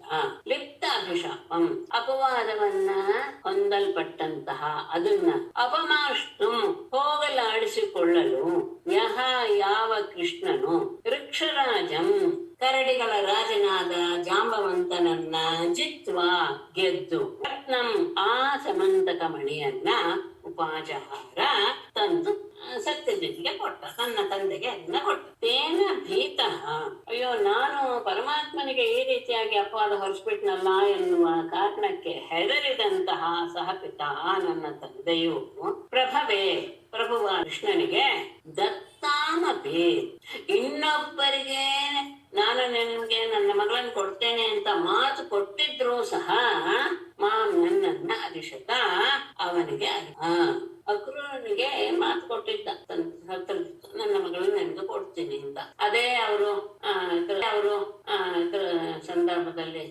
ನೋಡ್ತೀನಿ ಕೊಡ್ತೀನಿ ಸಮಂತಕ ಮಣಿಯನ್ನ ಅಪಹರಿಸುವಂತಹ ಸಂದರ್ಭದಲ್ಲಿ ಅವ್ರು ಆಡ್ಕೊಂಡಿದ್ದ, ನನಗೆ ಮಾಡ್ಕೊಟ್ಟಿದ್ದ, ಆಮೇಲೆ ಯಾರಿಗೂ ಕೊಟ್ಬಿಟ್ಟ ಅವ್ರ ಮಾತನ್ನ ಕೇಳಿ ಅಂತ. ಅದರಿಂದ ಅವನೇನ್ ಬದುಕಕ್ಕೆ ಅರ್ಹನಲ್ಲ ಇತ್ಯಾದಿ ಮಾತುಗಳು ಹಿಂದೆ ಬಂದಿತ್ತು. ಅವನನ್ನ ಸಮಂತಕ ಮಣಿಯ ನನ್ನನ್ನು ಪರಮಾತ್ಮನಿಗೆ ಅರ್ಪಿಸಿದ. ತನ್ನ ತಮ್ಮನ ವಧೆ ಆಗೋಯ್ತು ಎನ್ನುವ ಕಾರಣಕ್ಕೆ ಬಹಳ ದುಃಖಿತನಾದಂತಹ ನನ್ನ ತಂದೆ ಆ ಸಂದರ್ಭದಲ್ಲಿ ಕೃಷ್ಣನ ಮೇಲೆ ಅಪವಾದವನ್ನು ಹೊರಿಸಿಬಿಟ್ಟ. ಅವನೇ ನನ್ನ ತಮ್ಮನನ್ನ ಕೊಂದಿರಬೇಕು, ಯಾಕೆಂದ್ರೆ ಒಮ್ಮೆ ಅವನು ನನ್ನನ್ನ ಆ ಮಣಿ ಕೊಡು ಅಂತ ಕೇಳಿದ್ದ. ಹಾಗಾಗಿ ಅವನೇ ನನ್ನ ತಮ್ಮನನ್ನ ಕೊಂದು ಮನೆಯನ್ನ ಬರೆಸಿರ್ಬೇಕು ಎನ್ನುವ ಅಪವಾದವನ್ನು ಹಾಕಿದಾಗ ಅದನ್ನ ಹೋಗ್ಲಾಡಿಸ್ಕೊಳ್ಳೋದಕ್ಕೋಸ್ಕರ ಅಂತ ಪ್ರಸೇನನ ಮರಣ ಹೇಗಾಯ್ತು ಅನ್ನೋದನ್ನ ಕಂಡು ಹಿಡಿದು ಆ ಜಾಂಬವಂತನನ್ನ ಆ ಸಂದರ್ಭದಲ್ಲಿ ಗೆದ್ದು ಅಲ್ಲಿದ್ದಂತಹ ಸಮಂತಕ ಮಣಿಯನ್ನು ತಂದು ತನ್ನ ತಂದೆಗೆ ಹಿಂತಿರುಗಿ ಕೊಟ್ಟ. ಹಾಗೆ ಆದ ತಕ್ಷಣ ಸತ್ಯಜಿತ್ತನ ಮನೆ ತುಂಬಾ ವೇದನೆ ಆಗೋಯ್ತು. ನಾನು ಸುಳ್ಳು ಅಪವಾದ ಹೊರಿಸ್ಬಿಟ್ಟೆ ಕೃಷ್ಣನಿಗೆ, ಅದನ್ನ ಪರಿಹಾರ ಮಾಡ್ಕೊಳ್ಬೇಕು ಎನ್ನುವ ಉದ್ದೇಶದಿಂದ ಅವನು ಬೇರೆಯವರಿಗೆ ಮಾತು ಕೊಟ್ಟಿದ್ರು ಸಹ, ನಿನಗೆ ಕೊಡ್ತೇನೆ ಮಗಳನ್ನ ಅಂತ ಮಾತು ಕೊಟ್ಟಿದ್ರು ಸಹ ಅಂತಹ ನನ್ನನ್ನ ಪರಮಾತ್ಮನಿಗೆ ಅರ್ಪಿಸಿದ. ಮನೆಯೊಡನೆ ಅರ್ಪಿಸ್ತಾನೆ, ಮಣಿಯನ್ನ ಕೃಷ್ಣ ತಗೊಳ್ಳೋದು ಗೊತ್ತಿರುವ ವಿಷಯ ನಮಗೆಲ್ಲ. ಅದಾದ್ಮೇಲೆ ಜಾಂಬವತ್ಯುವಾಚ ಪ್ರಾಜ್ಞಾಯ ದೇಹ ಕೃತಮಂ ನಿಜನಾಥ ದೇವಂ ವೇದಾಪತಿಂ ಋಣವಹಾನ್ಯಮುನಾಭ್ಯಯುದ್ಧತ್ ಜ್ಞಾತ್ವಾ ಪರೀಕ್ಷಿತಃ ಉಪಾಹರತ್ ಅರ್ಹಣಂ ಮಾಂ ಪಾದೋ ಪ್ರಗೃಹ್ಯ ಮಣಿನಾಹಂ ಅಮುಷ್ಯದಾಸಿ. ದೇಹಕೃತ ಅಮುಂ ನಿಜನಾಥ ದೇವಂ ಸೀತಾಪತಿಂ ಪ್ರಾಜ್ಞಾಯ ತ್ರಿಣವಹಾನೆ, ಇಲ್ಲಿ ತ್ರಿನವ ಅಹಾನೆ ಅಂತ ಆಗ್ಬೇಕು, ತ್ರಿನವಾಹಾನೆ ಆಗ್ಬೇಕು. ಅದನ್ನ ಹ್ರಸ್ವ ಮಾಡಿದ್ದಾರೆ. ಅಂದ್ರೆ ಹ್ರಸ್ವ ಮಾಡಿರೋದು ಛಂದಭಂಗವಾಗುತ್ತೆ ಅನ್ನುವ ಉದ್ದೇಶದಿಂದ ಅಲ್ಲಿ ನೀವು ಹಾಗೆ ತಗೋಬೇಕು ಅಷ್ಟೆ. ಅಮುನ ಅಭ್ಯಯುಧ್ಯತ್ ಪರೀಕ್ಷಿತಃ ಜ್ಞಾತ್ವಾ ಪಾದೋ ಪ್ರಗೃಹ್ಯ ಮಣಿನಾ ಮಾಂ ಅರ್ಹಣಂ ಉಪಾಹರತ್ ಅಹಂ ಅಮುಷ್ಯದಾಸಿ. ದೇಹಕೃತ ನನ್ನ ತಂದೆಯಾದ ನನ್ನ ದೇಹಕ್ಕೆ ಕಾರಣೀಭೂತಃ ಜಾಂಬವಂತನು. ಅಮಂ ಈ ಪರಮಾತ್ಮನನ್ನ ನಿಜನಾಥ ದೇವಂ ತಾನು ಯಾವಾಗಲೂ ಸಹ ಆಧರಿಸುವಂತಹ ರಾಮ, ನಿಜನಾಥ ದೇವಂ ಸೀತಾಪತಿ, ಸೀತಾಪತಿಯಾದ ರಾಮ ಎನ್ನುವುದನ್ನ ಪ್ರಾಜ್ಞಾಯ ತಿಳಿಯದೆ ತ್ರಿನವ ಹಾನಿ, ತ್ರಿನವ 27 9 × 3 27 ದಿನಗಳು ಅವನ ಅಭ್ಯಯುಧ್ಯತ್ ಕೃಷ್ಣನೊಡನೆ ನಮ್ಮ ತಂದೆ ಯುದ್ಧ ಮಾಡಿದ. ಪರೀಕ್ಷಿತ ಆಮೇಲೆ ಅವನಿಗೆ ಅನ್ಸುತ್ತೆ ನನ್ನ ದೇಹ ಬಲ ಇಷ್ಟೆಲ್ಲ ಕುಗ್ಗು ಹೋಗೋದಕ್ಕೆ ಸಾಧ್ಯ ಇಲ್ವಲ್ಲ, ಯಾರಿರ್ಬೋದು ಈತ ಅಂತ ಯೋಚನೆ ಮಾಡಿದಾಗ ಜ್ಞಾತ್ವಾ ಓ ಆತನೇ ತನ್ನ ಪ್ರಭುವಾದ ರಾಮ ಅಂತ ಗೊತ್ತಾಗಿ ಪಾದೋ ಪ್ರಗೃಹ್ಯ ಅವನ ಪಾದಗಳಿಗೆ ನಮಸ್ಕಾರ ಮಾಡಿ ಮಣಿನ ಈ ಸಮಂತಕ ಮಣಿಯೊಡನೆ ಮಾಮ ನನ್ನನ್ನು ಅರ್ಹನು ಕಾಣಿಕೆ ರೂಪದಲ್ಲಿ ಪರಮಾತ್ಮನಿಗೆ ನನ್ನನ್ನು ಕೊಟ್ಟ ಅಹಂ ಅಮುಷ್ಯ ದಾಸಿ, ನಾನು ಇವರ ದಾಸಿ ಆಗಿದ್ದೇನೆ ಅಂತ ಅಲ್ಲಿ ಒಂದು ಶಬ್ದ ಹಾಕ್ತಾರೆ. ಇಲ್ಲಿ ಆ ಪರೀಕ್ಷೆ ಮಾಡಿದ ಮೇಲೆ ಮಣಿಯೊಡನೆ ಇವನನ್ನು ಕೊಟ್ಟ. ಹಾಗಾದ್ರೆ ನೀನು ಬಹಳ ಶ್ರೇಷ್ಠಳಾಗಿದೆಯೇನೋ, ಅಹೋ ತರ್ಹಿ ತಮ್ಮ ಅತಿಶ್ರೇಷ್ಠ ಅಸಿ ಅಂತ ಇವರು ಶ್ರೀಧರಿಯದಲ್ಲಿ ಹೇಳ್ಕೊಂಡು, ಇಲ್ಲ ಅಮುಷ್ಯ ದಾಸಿ, ನಾನು ಅವನಿಗೆ ದಾಸಿಯಾಗಿಯೇ ಇದ್ದೀನಿ, ದಾಸಿಯಾಗೇ ಇರೋದಕ್ಕೆ ಇಷ್ಟಪಡ್ತೇನೆ ಅಂತ ತನ್ನ ವಿಷಯವನ್ನ ಹೇಳ್ಕೊಂಡೆ. ಆಮೇಲೆ ಕಾಲಿಂದಿ ಹೇಳ್ತಾಳೆ, ಕಾಲಿಂದಿ ವಾಚ ತಪಶ್ಚರಂತಿ ಮಾಜ್ಞಾಯ ಸ್ವಪಾದ ಸ್ಪರ್ಶನಾಶಯ ಸಖ್ಯೋಪೇತ್ಯ ಗೃಹೇತ್ ಪಾಣಿಂ ಯೋಹಂ ತದ್ಗೃಹಮಾರ್ಜನಿ. ಯಃ ಸ್ವಪಾದ ಸ್ಪರ್ಶನಾಶಯ ತಪಃ ಚರಂತೀಂ ಆಜ್ಞಾಯ ಸಖ್ಯಾ ಉಪೇತ್ಯ ಪಾಣಿಂ ಅಗ್ರಹೀತ್ ಅಹಂ ತದ್ಗೃಹಮಾರ್ಜಿ. ಯಃ ಯಾವ ಪರಮಾತ್ಮನು ಸ್ವಪಾದ ಸ್ಪರ್ಶನ ಆಶಯ, ತನ್ನ ಪಾದಗಳನ್ನ ಸ್ಪರ್ಶಿಸಬೇಕು ಎನ್ನುವ ಆಸೆಯಿಂದ ತಪಃಚರಂತೆ ತಪಸ್ಸನ್ನ ಮಾಡುತ್ತಿರುವಂತಹ ವಿಷಯವನ್ನ ಅಂದ್ರೆ ನನ್ನ ಬಗ್ಗೆ ಆಜ್ಞಾಯ ತಿಳಿದು ಸಖ್ಯ ಅರ್ಜುನನೊಂದಿಗೆ ಉಪೇತ್ಯ ಬಂದು ಪಾಣಿಂ ಅಗ್ರಹೀತ್ ನನ್ನನ್ನ ವಿವಾಹವಾದ ಅಹಂ ನಾನು ತದ್ಗೃಹ ಮಾರ್ಜನಿ ನಾನು ಅವನ ಮನೆಯನ್ನ ಗುಡಿಸುವಂತಹ ಕೆಲಸಗೊಳಿಸುವಂತಹ ದಾಸಿಯಾಗಿದ್ದೇನೆ. ಅದು ಹಿಂದೆ ಯಮುನಾ ನದಿಯಲ್ಲಿ ಓಡಾಡ್ತಾ ಇರುವಾಗ ಕಥೆ ಎಲ್ಲ ನಿಮಗೆ ಗೊತ್ತಿತ್ತು. ಅವಳನ್ನು ಹೋಗಿ ಮಾತಾಡ್ಸ್ಕೊಂಡ್ ಬಾ ಅಂತ ತಕ್ಷಣನೇ ಕಳಿಸ್ತಾನೆ. ಅರ್ಜುನ ಹೋಗಿ ಅಲ್ಲಿ ಮಾತಾಡಿದಾಗ ಅದೆಲ್ಲೂ ಆ ಸಂದರ್ಭ ಎಲ್ಲ ಸ್ವಲ್ಪ ಮನಸ್ಸಿಗೆ ತಂದು, ಹಾಗಾಗಿ ಅವನನ್ನೇ ನಾನು ಅವನ ಪಾದಸ್ಪರ್ಶ ಮಾಡ್ಬೇಕು ಅನ್ನೋ ಉದ್ದೇಶದಿಂದಲೇ ನಾನು ತಪಸ್ ಮಾಡ್ತಾ ಇದ್ದೀನಿ ಅನ್ನೋದನ್ನ ತಿಳ್ಕೊಂಡಂತಹ ಪರಮಾತ್ಮ ಅರ್ಜುನನೊಂದಿಗೆ ಬಂದು ನನ್ನನ್ನ ಸ್ವೀಕರಿಸಿದ. ನಾನು ಅವನ ಮನೆಯ ಆಳಾಗಿದ್ದೇನೆ. ಮಿತ್ರವಿಂದ ಉವಾಚ ವ್ಯೋಮಾಂ ಸ್ವಯಂ ಮರೋಪೇತ್ಯ ವಿದಿತ್ಯ ಭೂಪಾ ನಿನ್ಯೇ ಶ್ವಯೂಥಗಂ ಇವ ಆತ್ಮಬಲಿಂ ವಿಪಾರಿಃ ಭ್ರಾತೃಂಶ್ಚ ಮೇ ಅಪಕುರುತಃ ಸ್ವಪುರಂ ಶ್ರೇಯೋಕಸ್ತಸ್ಯಾಸ್ತು ಮೇನುಭವಂ ಅಂಘ್ರ್ಯವನೇ ಜನತ್ವಂ.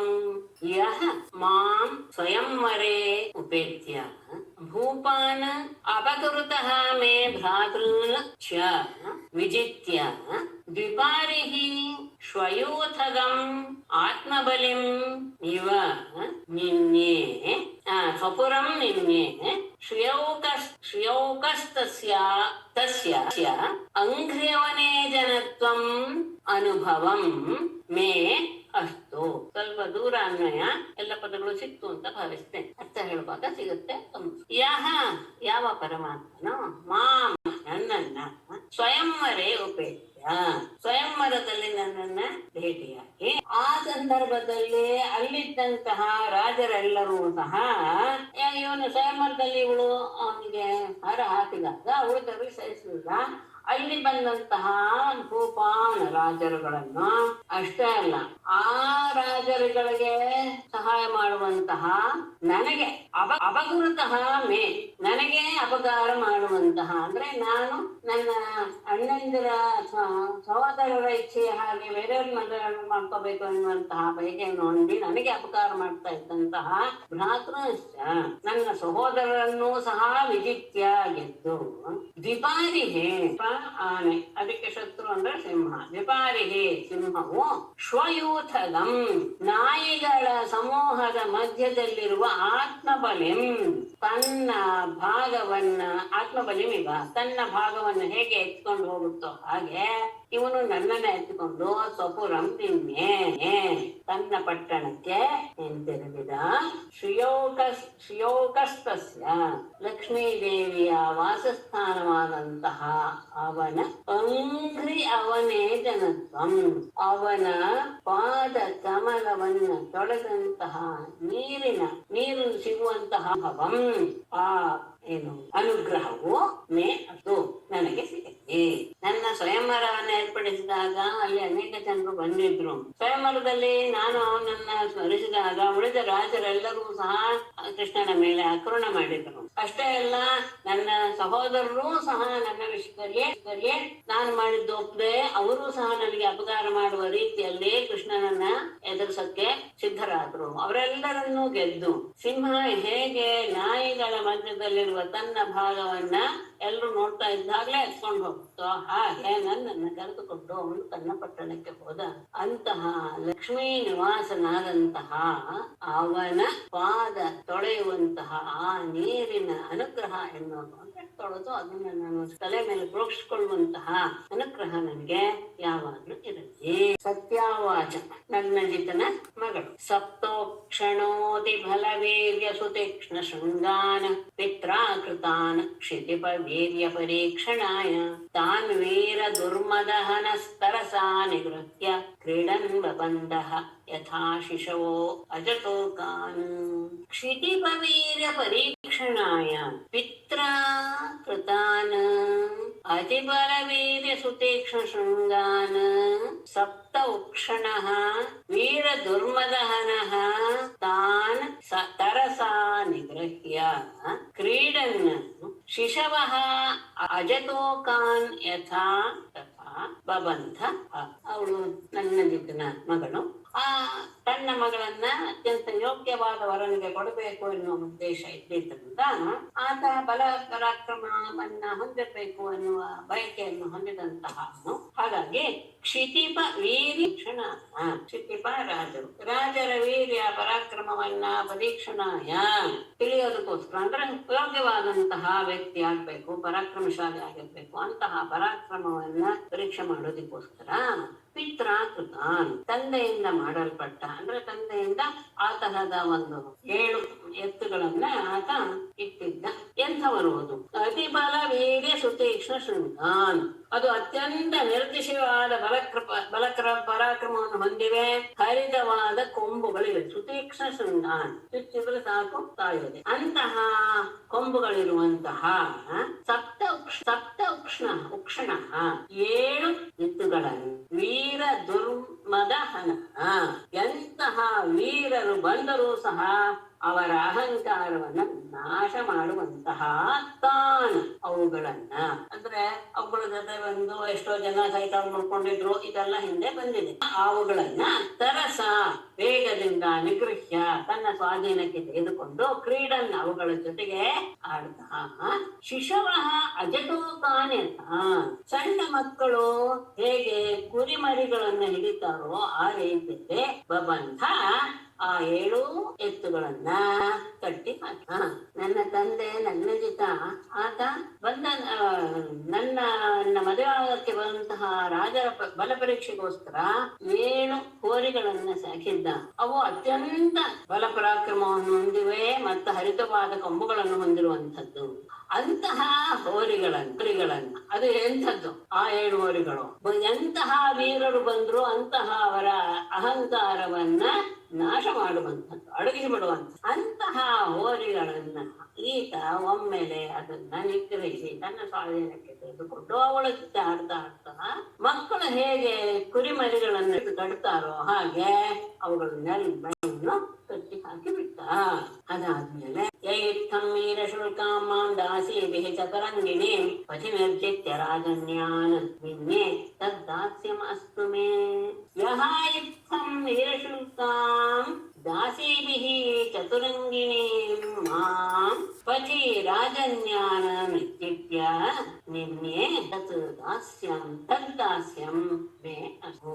ಯಹ ಯಾವ ಪರಮಾತ್ಮನು ಇತ್ತಂ ಈ ರೀತಿಯಾಗಿ ವೀರ್ಯ ಶುಲ್ಕ ಅಂದ್ರೆ ಪರಾಕ್ರಮವೇ ನನ್ನನ್ನು ಮದುವೆ ಆಗೋದಕ್ಕೆ ಶುಲ್ಕವಾಗಿ ಅಂತಹ ವೀರಶುಲ್ಕಲಾದಂತಹ ನನ್ನನ್ನ ದಾಸೀಭಿಹಿ ಅನೇಕ ದಾಸಿಯರು ಚತುರಂಗ ಸೈನ್ಯದೊಂದಿಗೆ ನನ್ನನ್ನ ಕರೆದುಕೊಂಡು ಹೋದ.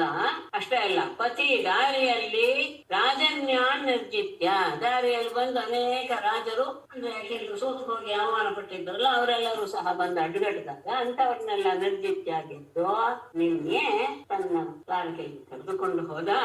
ತದ್ದಾಸ್ಯಂ ಆತನ ಸೇವೆ ಎನ್ನುವುದು ಮೇ ಅಷ್ಟು ನನಗೆ ಯಾವಾಗಲೂ ತಿಳಿದೆ.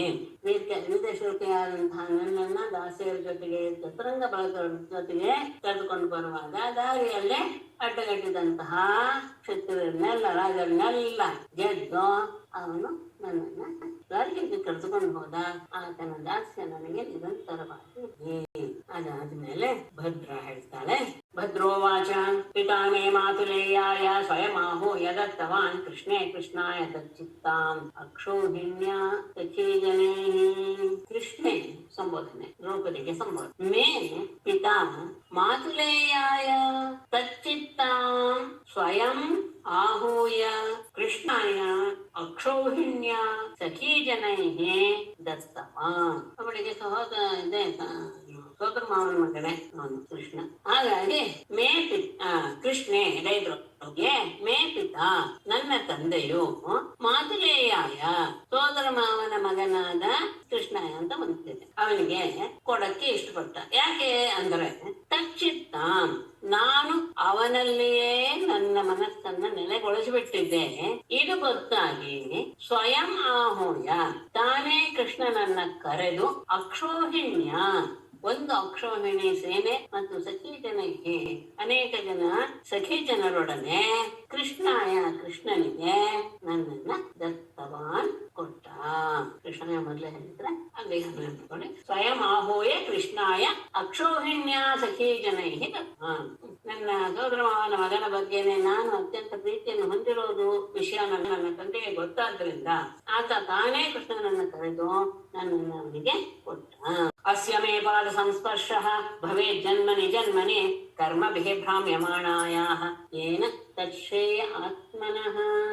ಕರ್ಮಭಿಃ ಭ್ರಾಮ್ಯಮಾಣಾಯಾಃ ಮೇ ಅಸ್ಯ ಪಾದ ಸಂಸ್ಪರ್ಶಃ ಜನ್ಮನಿ ಜನ್ಮನಿ ಭವೇತ್ ಯೇನ ತತ್ ಯೇನ ಶ್ರೇಯಃ ಏನ ಆತ್ಮನಃ ತಕ್ಷೇ. ಕರ್ಮಭಿಃ ನಮ್ಮ ಅನೇಕ ರೀತಿಯ ಕರ್ಮಗಳಿಂದ ನಮ್ಮಲ್ಲ ಅವಳು ತನ್ನ ಕರ್ಮಗಳಿಂದ ಭ್ರಾಮ್ಯಮಾಣಾಯಾಃ ನಾನು ಅನೇಕ ಯೋನಿಗಳಲ್ಲಿ ಜನ್ಮವನ್ನು ಹುಟ್ಟಬೇಕಾದಂತಹ ಸಂದರ್ಭದಲ್ಲಿ ಮೇ ನನಗೆ ಅಸ್ಯ ಪಾದ ಸಂಸ್ಪರ್ಶಃ ಈ ಪರಮಾತ್ಮನ ಪಾದ ಕಮಲಗಳ ಸ್ಪರ್ಶವು ಜನ್ಮನಿ ಜನ್ಮನಿ ಭವೇತ್ ಪ್ರತಿಯೊಂದು ಜನ್ಮದಲ್ಲಿಯೂ ಸಹ ಸಿಗ್ತಾ ಇರ್ತೇವೆ. ಯಾಕೆಂದ್ರೆ ಇದೇ ಜನ್ಮ ಅಲ್ಲ, ನಾನು ಏನೇನು ಕರ್ಮ ಮಾಡಿದ್ದೀನೋ ಅದಕ್ಕೆ ಸರಿಯಾಗಿ ನಾನು ಇನ್ನೇನು ಯಾವ್ಯಾವ ಜನ್ಮವನ್ನು ಪಡಿಬೇಕಾಗಿತ್ತು. ಎಲ್ಲ ಜನ್ಮಗಳಲ್ಲಿಯೂ ಸಹ ನನಗೆ ಇವನ ಪಾದ ಕಮಲಗಳ ಸ್ಪರ್ಶ ಎನ್ನುವುದು ಆಗ್ತಾನೇ ಇರ್ಲಿ.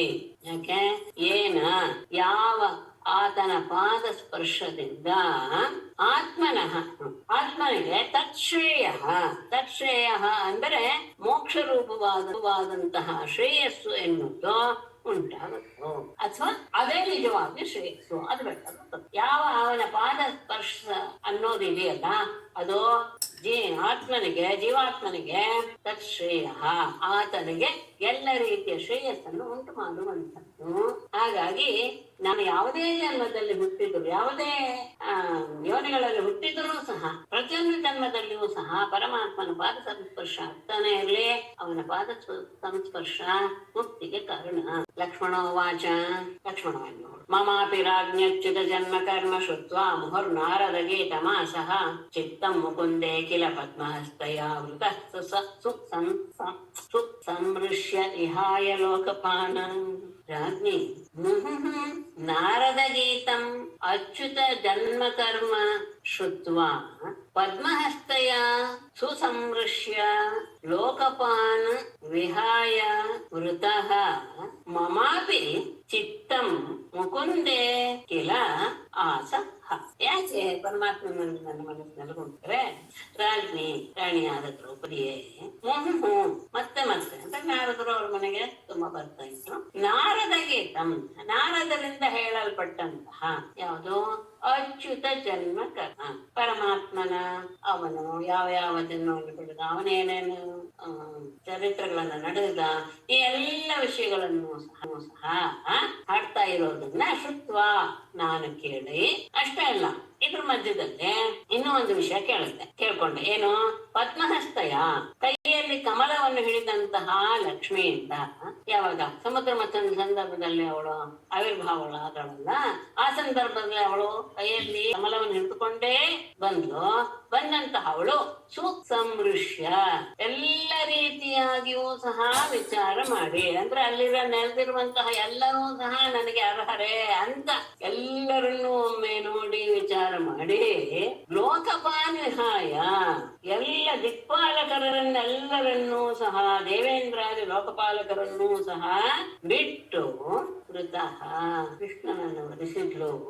ಅದನ್ನ ಕೇಳಿದ ಮೇಲೆ ಮಮಾಪಿ ನನ್ನ ಚಿತ್ತಂ ಮನಸ್ಸು ಸಹ ಮುಕುಂದೆ ಪರಮಾತ್ಮನಲ್ಲಿ ನೆಲೆಗೊಂಡಿದ್ದಷ್ಟೇ. ಪರಮಾತ್ಮನ ಅನೇಕ ರೀತಿಯಾದಂತಹ ಮಹಿಮೆಗಳನ್ನ ಅವನು ಮಾಡಿದಂತಹ ಕೆಲಸಗಳನ್ನೆಲ್ಲ ನಾರದರು ಬಂದಾಗೆಲ್ಲ ಹೇಳ್ತಾ ಇದ್ರು.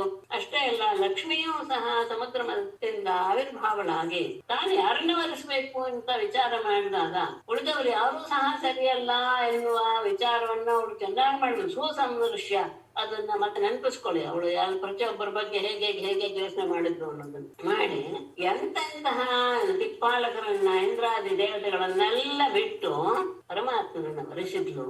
ಅದನ್ನ ಕೇಳಿದ ಮೇಲೆ ನನ್ನ ಮನಸ್ಸು ಸಹ ಪರಮಾತ್ಮನಲ್ಲಿ ನೆಲೆಗೊಂಡು ಬಿಟ್ಟಿತ್ತು.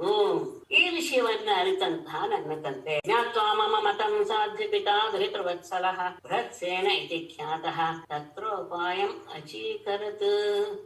ಹೇಗೋ ಸುಮ್ನೆ ಮಾಡಕ್ ನೋಡಕ ಇಲ್ವಲ್ಲ, ಏನೋ ಒಂದ್ ಸಂಪ್ರದಾಯ ಇರುತ್ತಲ್ಲ, ಅದೇ ರೀತಿಯಾಗಿ ಮಾಡ್ಬೇಕು. ಏನ್ ಮಾಡ್ಬೇಕು? ಸಾಧ್ವಿ ಸಂಬೋಧನೆ ಮಮ ಮತಂ ಜ್ಞಾತ್ವಾ ದುಹಿತೃವತ್ಸಲಃ ಬೃಹತ್ಸೇನ ಇತಿ ಖ್ಯಾತಃ ಪಿತಾ ತತ್ರ ಉಪಾಯಂ ಅಚೀಕರತ್.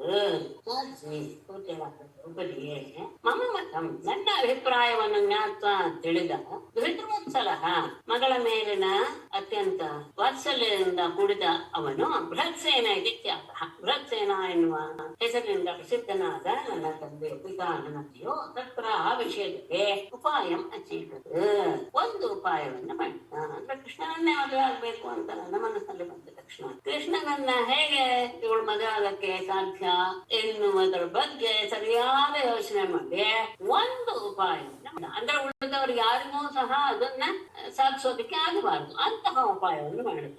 ಏನು? ಯಥಾ ಸ್ವಯಂವರೇ ರಾಜ್ಞಿ ಮತ್ಸ್ಯ ಪ್ರಾಪಾರ್ಥೇಪ್ಸಯ ಕೃತಃ ಅಯಂತು ಬಹಿರಾಚ್ಛನ್ನಃ ದೃಶ್ಯತೆ ಸ ಜಲೇ ಪರಂ. ಯಥಾ ರಾಜ್ಞಿ ತವ ಅಂತ ತಗೊಳ್ಬೇಕು. ಸ್ವಯಂವರೆ ಪಾರ್ಥೇಪ್ಸಯ ಮತ್ಸ್ಯ ಕೃತಃ ಅಯಂತು ಬಹಿಃ ಆಚ್ಛನ್ನಃ ಪರಂ ಸಹ ಜಲೇ ದೃಶ್ಯತೆ. ಅರ್ಜುನನ ದ್ರೌಪದಿ ಮದುವೆ ಮಾಡ್ಬೇಕು ಅನ್ನೋ ಉದ್ದೇಶದಿಂದ ದೃಪದ ಅರ್ಜುನನೇ ಆಗಬೇಕು ತನ್ನ ಅಳಿಯ ಎನ್ನುವ ಭಾವದಿಂದ ಅರ್ಜುನ ಮಾತ್ರ ವೇದಿಸುವಂತಹ ಒಂದು ಉಪಾಯದ, ಅಂದ್ರೆ ಮತ್ಸ್ಯವನ್ನು ವೇದಿಸುವಂತಹ ಒಂದು ಉಪಾಯವನ್ನು ಮಾಡಿದ್ನಲ್ಲ, ಹಾಗೆ ಇಲ್ಲೂ ಮಾಡ್ತಾ. ಹಾಗಾದ್ರೆ ಅರ್ಜುನ ಒಂದ್ ಗೆದ್ಬಿಡ್ತಾನೆ ಅಂದ್ರೆ ನೋಡು, ಯಥಾ ಹೇಗೆ ರಾಜ್ಞಿ ರಾಣಿಯಾದಂತಹ ತವ ಸ್ವಯಂವರೆ ಅಂತ ನಿನ್ನ ಸ್ವಯಂವರಕ್ಕೆ ಪಾರ್ಥೇಪ್ಸಯ ಅರ್ಜುನನ್ನೇ ನೀನು ಪಡಿಬೇಕು ಅಥವಾ ಅರ್ಜುನನ್ನೇ ಅಳಿಯನಾಗ್ಬೇಕು ಅನ್ನೋ ಉದ್ದೇಶದಿಂದ ಮತ್ಸ್ಯ ಕೃತಃ ಅಲ್ಲೊಂದು ಮತ್ಸ್ಯ ಯಂತ್ರವನ್ನ ಇಟ್ಟು ಅಲ್ಲ ಅದು ಹಾಗಾದ್ರೆ ಅವನ್ ಮಾಡ್ತಾನೆ ಅಂದ್ರೆ ಇಲ್ಲ. ಅಯಂತು ಅಂದ್ರೆ ನಿನಗೋಸ್ಕರ ಮಾಡಿದಂತಹ ಆ ಮತ್ಸ್ಯ ಯಂತ್ರ ಇದೆಯಲ್ಲ ಅದು ಬಹಿಃ ಆಚ್ಛನ್ನ ಹೊರಗಡೆ ಕಾಣುವ ಹಾಗೆ ಇತ್ತು ಮತ್ಸ್ಯ. ಆ ಮತ್ಸ್ಯಕ್ಕೆ ಅವನು ಗುರಿ ಹಾಗೆ ಹೊಡಿಬೇಕಾಯ್ತು. ಆದ್ರೆ ಪರಂ ಈ ನನ್ನ ತಂದೆ ಮಾಡಿದ್ದೇನಿದೆ ಗೊತ್ತಾ, ಅದರಲ್ಲಿ ಸಹ ಜಲೇ ದೃಶ್ಯತೆ ಅದು ನೀರಿನಲ್ಲಿ ಕಾಣ್ತಾ ಇತ್ತು. ಅಂದ್ರೆ ಕೆಳಗಡೆ ಇದ್ದಂತಹ ಮತ್ಸ್ಯ ಯಂತ್ರದ ಹೊರಗಡೆ ಮಾತ್ರ ಅದು ಹೀಗೆ ಮರೆಯಾಗಿತ್ತು. ಸ್ವಲ್ಪ ಬಗ್ಗಿ ನೋಡಿದಾಗ ಅದು ಕಾಣಿಸ್ತಾ ಇತ್ತು ಹೊರಗೆ, ಆದರೆ ಇಲ್ಲಿ ನೀರಿನಲ್ಲಿ ಮಾತ್ರ ಕಾಣಿಸ್ತಾ ಇತ್ತು. ನೀರಿನಲ್ಲಿ ನೋಡಿ ಮೇಲೆ ಇರುವಂತಹ ಮತ್ಸ್ಯವನ್ನು ಹೊಡಿಬೇಕಾಗಿತ್ತು. ಗಮನಿಸ್ಕೊಳ್ಳಿ, ಅಂದ್ರೆ ಕೆಳಗಡೆ ಮಧ್ಯದಿಂದ ನೋಡಿದಾಗ ಮೇಲಕ್ಕೆ ಗುರಿ ಕಾಣಿಸ್ತು. ಅಂದ್ರೆ ಏನು, ಬಗ್ಗೆ ನೋಡಿದಾಗ ಮೇಲೆ ಕಾಣಿಸ್ತಾ ಇತ್ತು, ನೋಡೋದು ಅಲ್ಲೇನೆ, ಬಾಣ ಬಿಡೋದು ಅಲ್ಲೇನೆ. ಆದ್ರೆ ಇದು ಹಾಗಲ್ಲ. ಏನಂದ್ರೆ ನೀರಿನಲ್ಲಿ ಅದು ಕಾಣಿಸ್ತಾ ಇತ್ತು, ನೀರಿನಲ್ಲಿ ನೋಡ್ಬೇಕಾಗಿತ್ತು, ಆದ್ರೆ ಮೇಲ್ಮುಖವಾಗಿ ಬಾಣ ಪ್ರಯೋಗ ಮಾಡ್ಬೇಕು. ನೋಡ್ಬೇಕಾಗಿದ್ದು ಕೆಳಗೆ, ಹೊಳೆಬೇಕಾಗಿದ್ದು ಮೇಲೆ. ಈ ರೀತಿಯ ಒಂದು ಮತ್ಸ್ಯ ಯಂತ್ರವನ್ನ ನನ್ನ ತಂದೆ ನನಗೆ ಅಂತ ಅಂದ್ರೆ ಕೃಷ್ಣ ಮಾತ್ರ ಅದನ್ನ ಸಾಧಿಸ್ಬೇಕು, ಹಾಗೆ ಇರುವಂತಹ ಒಂದು ಉಪಾಯವನ್ನ ನನ್ನಂತೆ ಮಾಡಿ.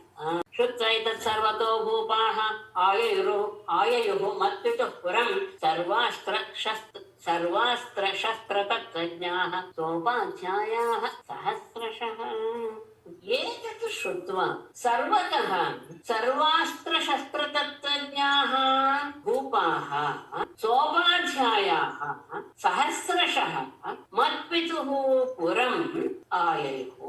ಏತತ್ ಶ್ರುತ್ವಾ, ಈ ವಿಚಾರವನ್ನ ತಿಳಿದು ಸರ್ವತಃ ಎಲ್ಲ ದಿಕ್ಕುಗಳಿಂದಲೂ ಎಲ್ಲ ಕಡೆಯಿಂದಲೂ ಸರ್ವ ಅಸ್ತ್ರ ಶಸ್ತ್ರ ತತ್ವಜ್ಞಾಃ, ಎಲ್ಲ ರೀತಿಯ ಅಸ್ತ್ರಗಳಲ್ಲಿಯೂ ಶಸ್ತ್ರಗಳಲ್ಲಿಯೂ ಸಹ ಅತ್ಯಂತ ನಿಪುಣರಾದಂತಹ ಭೂಪಾಃ ರಾಜರುಗಳು ಸೋಪಾಧ್ಯಾಯಾಃ ತಮ್ಮ ತಮ್ಮ ಪುರೋಹಿತರೊಡನೆ ಸಹಸ್ರಶಃ ಸಾವಿರಾರು ಸಂಖ್ಯೆಯಲ್ಲಿ ಮತ್ಪಿತುಃ ಪುರಂ ನಮ್ಮ ತಂದೆಯ ಪಟ್ಟಣಕ್ಕೆ ರಾಜ್ಯಕ್ಕೆ ಆಯಯುಃ ಬಂದರು.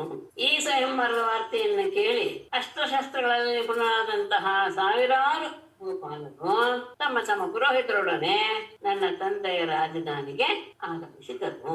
ಬಂದವರನ್ನೆಲ್ಲ ಸತ್ಕರಿಸಿದ ಸತ್ಕರಿಸಲು ತಂದೆ. ಪಿತ್ರ ಸಂಪೂಜಿತಾ ಸರ್ವೇ ಯಥಾ ವೀರ್ಯಂ ಯಥಾ ವಯಃ ಆದದುಃ ಸಶರಂ ಚಾಪಂ ವೇದ್ಧುಂ ಪರ್ಷದಿ ಮಧ್ಯಯಃ. ಪಿತ್ರ ಯಥಾ ವೀರ್ಯಂ ಯಥಾ ವಯಃ ಸರ್ವೇ ಸಂಪೂಜಿತಾಃ ಮಧ್ಯಯಃ ವೇದ್ಧುಂ ಪರ್ಷದಿ ಸಶರಂ ಚಾಪಂ ಆದವು. ಪಿತ್ತ ತಂದೆಯಿಂದ ಯಥಾ ವೀರ್ಯಂ ಯಥಾ ವಯಃ ಅವರವರ ಪರಾಕ್ರಮ ಅವರವರ ವಯಸ್ಸಿಗೆ ತಕ್ಕ ಹಾಗೆ ಸರ್ವೇ ಸಂಪೂಜಿತಾಃ ಎಲ್ಲರೂ ಸಹ ಸತ್ಕರಿಸಲ್ಪಟ್ಟರು. ಬಂದಂತಹ ಎಲ್ಲ ರಾಜರನ್ನು ಸಹ ಅವರವರ ಪರಾಕ್ರಮಕ್ಕೆ ಅವರವರ ವಯಸ್ಸಿಗೆ ತಕ್ಕ ರೀತಿಯಲ್ಲಿ ಯೋಗ್ಯವಾದಂತಹ ಸತ್ಕಾರವನ್ನು ಪ್ರತಿಯೊಬ್ಬರಿಗೂ ಮಾಡಿದ ನನ್ನ ತಂದೆ. ಮಧ್ಯಯ ಅಂದ್ರೆ ನನ್ನನ್ನ ಗೆಲ್ಲಲೇಬೇಕು ಎನ್ನುವಂತಹ ಬುದ್ಧಿಯುಳ್ಳ ಅವರು ವೇದ್ಧುಂ ಆ ಮತ್ಸ್ಯವನ್ನ ಭೇದಿಸಲು ಪರ್ಷದಿ ಆ ಸಭೆಯಲ್ಲಿ ಇಟ್ಟಂತಹ ಸಶರಂ ಚಾಪಂ ಬಾಣ ಸಹಿತವಾದಂತಹ ಧನುಸ್ಸನ್ನ ಎಲ್ಲರೂ ಆದನ್ನು ತೆಗೆದುಕೊಂಡರು. ತಂದೆ ಎಲ್ಲರನ್ನು ಸತ್ಕಾರ ಮಾಡಿದ ಮೇಲೆ ನನ್ನನ್ನ ಪಡಿಬೇಕು ಎನ್ನುವಂತಹ ಬುದ್ಧಿಯುಳ್ಳವರಾಗಿ ಆ ಸಭೆಯಲ್ಲಿ ಗುರಿಯನ್ನು ಹೊಡೆಯುವುದಕ್ಕೋಸ್ಕರ ಮತ್ಸ್ಯವನ್ನು ಭೇದಿಸೋದಕ್ಕೋಸ್ಕರ ಬಿಲ್ಲು ಬಾಣಗಳನ್ನು ಹಿಡಿದು ಸಿದ್ಧರ. ಆದಾಯ ವಿಸರ್ಜನ್ ಕೇಚಿತ್ ಸಜ್ಜಂ ಕರ್ತುಂ ಅನೀಶ್ವರಾಃ ಆಕೋಟಿಜ್ಯಾಂ ಸಮುತ್ಕೃಷ್ಯ ಪೇತುಃ ಏಕೆ ಅಮುನಾಹತಾಃ. ಕೇಚಿತ್ ಸಜ್ಜಂ ಕೇಚಿತ್ ಆದಾಯ ಸಜ್ಜಂ ಕರ್ತುಂ ಅನೀಶ್ವರಾಃ ವಿಸೃಜನ್ ಏಕೆ ಆಕೋಟಿ ಜ್ಯಾಂ ಸಮುತ್ಕೃಷ್ಯ ಅಮುನಾಹತಾಃ ಪೇತುಃ.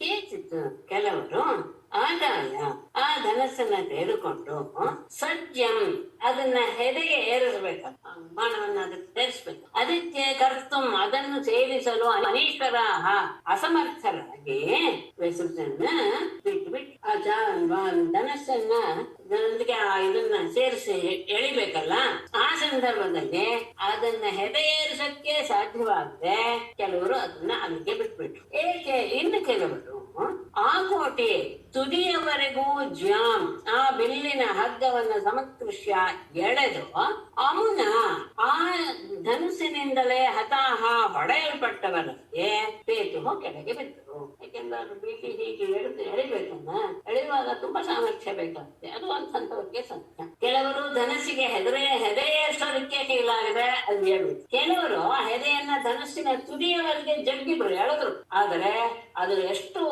ಬೇಗ ಇತ್ತು ಅಂದ್ರೆ ಆ ವೇಗದ ಹೊಡೆದಕ್ಕೆ ಸಿಕ್ಕಿ ಇವರು ಕೆಳಗೆ ಬಿತ್ತು. ಇನ್ನು ಕೆಲವರು ಅದನ್ನು ಮಾಡಿದ್ರು. ಸಜ್ಜಂ ಕೃತ್ವಾ ಪರೇ ವೀರಾಃ ಮಾಗಧಾಂಬಷ್ಠಚೇದಿಪಾಃ ಭೀಮೋ ದುರ್ಯೋಧನ ಕರ್ಣಃ ನಾವಿಂದನ್ ತದವಸ್ಥಿತಿಂ. ಕೊನೆಯವರು ಕೆಲವರಂತೂ ಬಂದರು. ಪರೇ ಮಾಗಧ ಅಂಬಷ್ಠ ಚೇಲಿಪಾಃ ಭೀಮಃ ದುರ್ಯೋಧನಃ ಕರ್ಣಃ ವೀರಃ ಸಜ್ಜಂ ಕೃತ್ವಾ ತದವಸ್ಥಿತಿಂ ನ ಅವಿಂದನ್. ಪರೇ ಇನ್ನು ಕೆಲವರು ಯಾರ್ಯಾರೋ ಮಾಗಧ ಅಂಬಷ್ಠ ಚೇಲಿಪ, ಮಾಗಧೇಶದ ರಾಜ ಸಂಪಷ್ಟ ಅಂದ್ರೆ ಅವಂತಿ ದೇಶದ ರಾಜ, ಆಮೇಲೆ ಚೇದಿಪ ಶಿಶುಪಾಲ, ಭೀಮ ದುರ್ಯೋಧನ ಕರ್ಣ, ಭೀಮ ದುರ್ಯೋಧನ ಕರ್ಣ, ಈ ಎಲ್ಲ ವೀರರು ಸಹ ಸಜ್ಜಂ ಕೃತ್ವ ಇವರನ್ನ ಇವರು ಹೆರೆಯೇರಿಸಿದ್ರು. ಅದನ್ನ ಇದಕ್ಕೆ ಹಗ್ಗವನ್ನ ಕಟ್ಟಿ ಅದಕ್ಕೆ ಬಾಣವನ್ನು ಸಹ ಸಿದ್ಧಗೊಳಿಸಿದ್ರು. ಆದರೆ ತದ ಅವಸ್ಥಿತಿ ಮತ್ಸ್ಯದ ಸ್ಥಳ ಲಕ್ಷ್ಯ ಯಾವ್ದಿದೆಯಲ್ಲ, ಆ ಮತ್ಸ್ಯದ ಸ್ಥಳ ಯಾವುದು ಎನ್ನುವುದನ್ನ ಅದನ್ನ ತಿಳಿಯೋದಕ್ಕೆ ಆಗಲಿಲ್ಲ, ಅವರಿಗೆ ತಿಳಿಯದೆ ಹೋದ್ರು. ಅಂದ್ರೆ ಇವರೆಲ್ಲರೂ ಸಹ ಇನ್ನೂ ಪರಾಕ್ರಮಿಗಳು ಅಂತಾಯ್ತು. ಇವರು ಹೆರೆ ಏರಿಸಿದರು, ಬಾಣವನ್ನು ಸಹ ಅದಕ್ಕೆ ಹೂಡಿದರು. ಆ ಬಾಣವನ್ನು ಹೂಡಬೇಕಾದಾಗ ಗುರಿ ಯಾವುದಿದೆಯೋ ಮತ್ಸ್ಯ, ಅದರ ಸ್ಥಳ ಯಾವುದು, ಅದು ಎಲ್ಲಿದೆ ಎನ್ನುವುದರ ಅರಿವು ಇವರುಗಳಿಗೆ ಯಾರಿಗೂ ಸಹ ಆಗಲಿಲ್ಲ.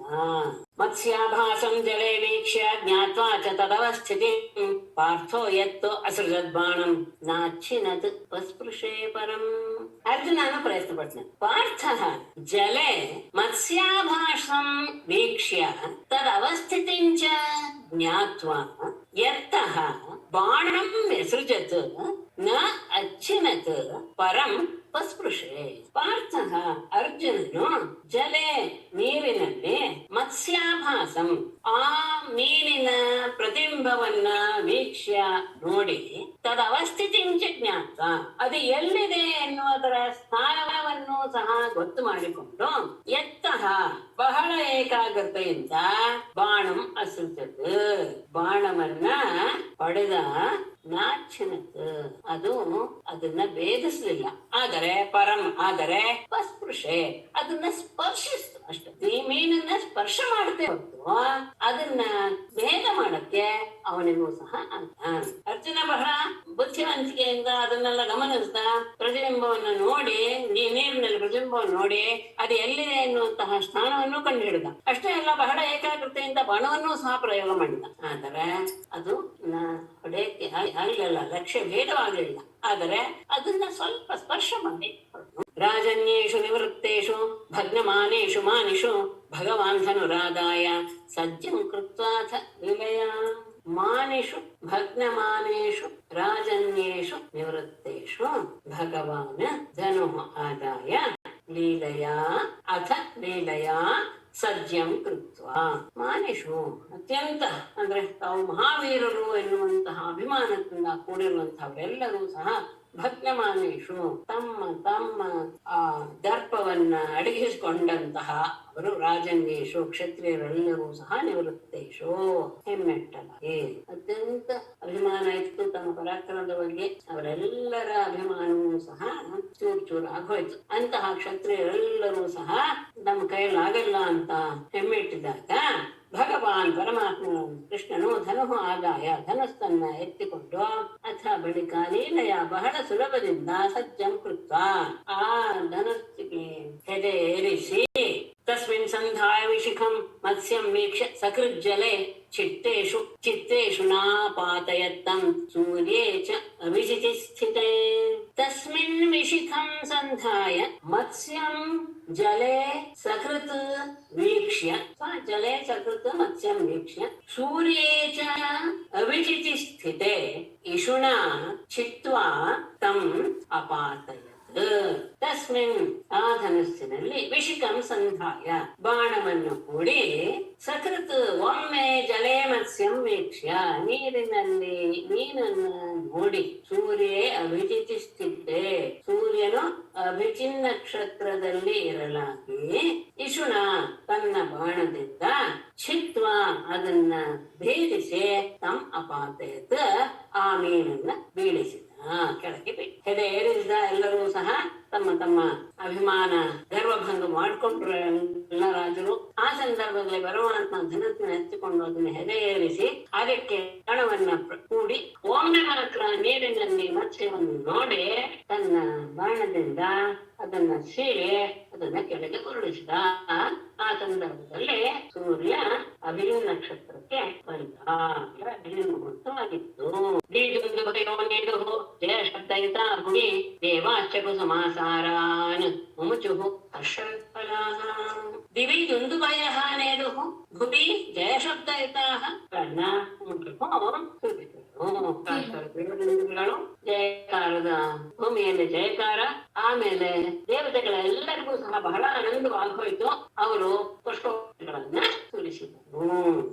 ತದ್ರಂಗಮಾವಿಷಮಹಂ ಕಲನೂಪುರಾಭ್ಯಾಂ ಪದ್ಭ್ಯಾಂ ಪ್ರಗೃಹ್ಯ ಕನಕೋಜ್ವಲ ರತ್ನಮಾಲಾಂ ನೂತ್ನೇ ನಿವೀಯ ಪರಿಧಾಯ ಚ ಕೌಶಿಕಾಗ್ರ್ಯೇ ಸವ್ರೀಡ ಹಾಸವದನಾ ಕಬರೀಭೃತಸ್ರಕ್ ಕನಕೋಜ್ವಲ ರತ್ನಮಾಲಾಂ ಪ್ರಗೃಹ್ಯ ನೂತ್ನೇ ಕೌಶಿಕಾಗ್ರ್ಯೇ ನಿವೀಯ ಪರಿಧಾಯ ಚ ಕಲನೂಪುರಾಭ್ಯಾಂ ಪದ್ಭ್ಯಾಂ ಸವ್ರೀಡ ಹಾಸವದನಾ ಕಬರೀಭೃತಸ್ರಕ್ ಅಹಂ ತದ್ರಂಗಂ ಆವಿಷಂ ಕನಕ ಉಜ್ವಲ ರತ್ನಮಾಲಾಂ ಚಿನ್ನದಿಂದ ಕೂಡಿರುವ ರತ್ನದ ಹಾರದಿಂದ ಶೋಭಿಸ್ತಾ ಇರುವಂತಹ ಮಾಲೆಯನ್ನ ಪ್ರಗೃಹ್ಯ ಕೈಯಲ್ಲಿ ಹಿಡಿದುಕೊಂಡು, ಅಂದ್ರೆ ಸ್ವಯಂವರದಲ್ಲಿ ಯಾರು ನನ್ನನ್ನು ಗೆದ್ರು ಅವರಿಗೆ ಹಾಕಬೇಕು ಅನ್ನೋ ಉದ್ದೇಶದಿಂದ ನೂತನೆ ಹೊಸದಾದ ಕೌಶಿಕಾಗ್ರಿಯೇ ದುಕೂಲ ರೇಷ್ಮೆಯ ಸೀರೆಯನ್ನ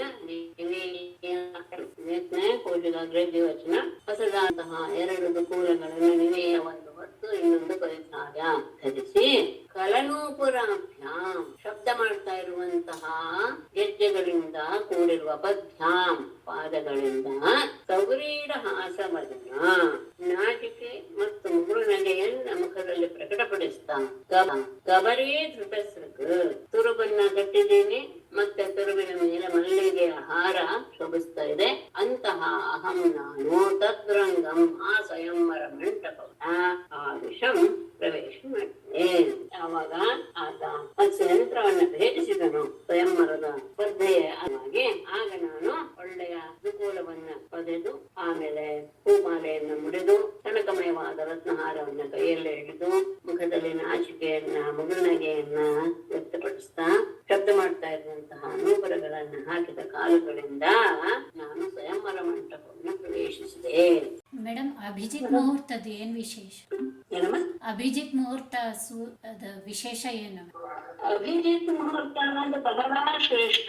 ಅಂದ್ರೆ ಆ ಸಂದರ್ಭದಲ್ಲಿ ಯಾವುದೇ ಕಾರ್ಯವಾದರೂ ಸಹ ಫಲ ಕೊಡಲ್ಲ ಅನ್ನೋದು ಇಲ್ಲವೇ ಇಲ್ಲ. ಅದು ಅಭಿಜಿತ್ ಮುಹೂರ್ತ ಬರೋದು ಯಾವಾಗ ಅಂದ್ರೆ ಸೂರ್ಯನ ಮಧ್ಯ ಅಂದ್ರೆ 12 ಗಂಟೆ ಅಷ್ಟೊತ್ತಿಗೆ ಬರೋದು ಅಭಿಜಿತ್ ಮುಹೂರ್ತ. ಯಾವಾಗ್ಲೂ ಅಷ್ಟೇ ಅಲ್ಲ, ಯಾವಾಗ್ಲೂ ಅಲ್ಲ, 12 ಗಂಟೆ ಅಂತಲ್ಲ, ಆ ಸಂದರ್ಭದಲ್ಲಿ ಬರುತ್ತೆ. ಅಂದ್ರೆ ಮಧ್ಯ ಭಾಗವನ್ನ ಅಭಿಜಿತ್ ಮುಹೂರ್ತ ಅಂತ ಕರೀತಾರೆ. ಯದ್ಯಪಿ ನಕ್ಷತ್ರಗಳು 28, 27ರ ಜೊತೆ ಅಭಿಜಿತ್ ಅನ್ನೋದು ಒಂದು ನಕ್ಷತ್ರ. ಅದು ಧನಿಷ್ಠ ಆದ್ಮೇಲೆ ಶತಭಿಷ ಮಧ್ಯದಲ್ಲಿ ಬರುವಂತಹ ಒಂದು ನಕ್ಷತ್ರ. ಅಭಿಜಿತ್ ಮುಹೂರ್ತ ಬೇರೆ, ಅಭಿಜಿತ್ ನಕ್ಷತ್ರ ಬೇರೆ. ಅಂತಹ ಇದು ನಕ್ಷತ್ರ ಆಗ್ಬೋದು, ಇದು ಆಗ್ಬೋದು, ಏನು ಆಗ್ಬೋದು, ಎರಡು ಸಹ ಹಾಗೆ.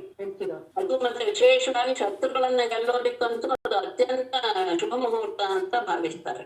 ಹಿತ್ವಾತ್ಮ ದರ್ಶನ ಇವ್ರು ಹೇಳ್ತೀರಾ ಮೇಡಮ್? ಏನಮ್ಮ? ಹಿತ್ವಾತ್ಮ ದರ್ಶನ ಅಂತ ಬಂತಲ್ಲ ಅವಾಗ್ಲೇ, ಹಿತ್ವ ಅದು 2 ಸಲ ತಗೋಬಹುದು, 2 ಥರ ತಗೋಬಹುದು ಅಂತ ಹೇಳಿದ್ರಲ್ಲ, ಅದು ನನ್ ಚೂರ್ ಹೇಳ್ತೀರಾ?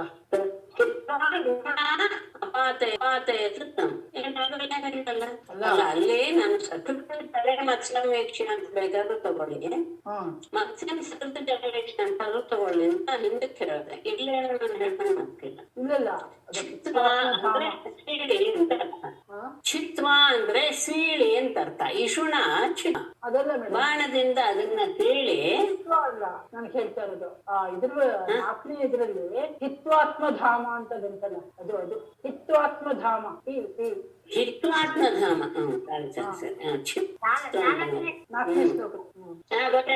ಗೊತ್ತಾಯ್ತು. ಅದೊಂದು ಚೂರು ಹೇಳ್ತೀರಾ? ಅದೊಂದು ಸ್ವಲ್ಪ ಅರ್ಥ ಆಗ್ಲಿಲ್ಲ. ಅದು ಹಿತ್ವ ಅನ್ನೋದಕ್ಕೆ ಅರ್ಥ ಏನು ಗೊತ್ತಾಗುತ್ತೆ. ಹಿತ್ವ ಅಂತ ಒಟ್ಟಿಗೆ ತಗೊಂಡ್ರೆ ಬಿಟ್ಟು ಅಂತ ಅರ್ಥ ಹಿತ್ವ ಅನ್ನೋದಕ್ಕೆ. ಆದ್ರೆ ಪ್ರೀತಲೀಯರು ವಿಶೇಷವಾಗಿ ಅರ್ಥ ಮಾಡಿದ್ದಾರೆ.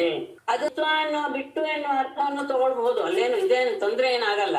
ಆದ್ರೆ ವಿಶೇಷವಾಗಿ ಅರ್ಥ ಮಾಡಿದ್ದಾರೆ ಅನ್ನೋದನ್ನ ಗಮನಿಸ್ಬೇಕಾಗಿತ್ತು ಅಷ್ಟೇ.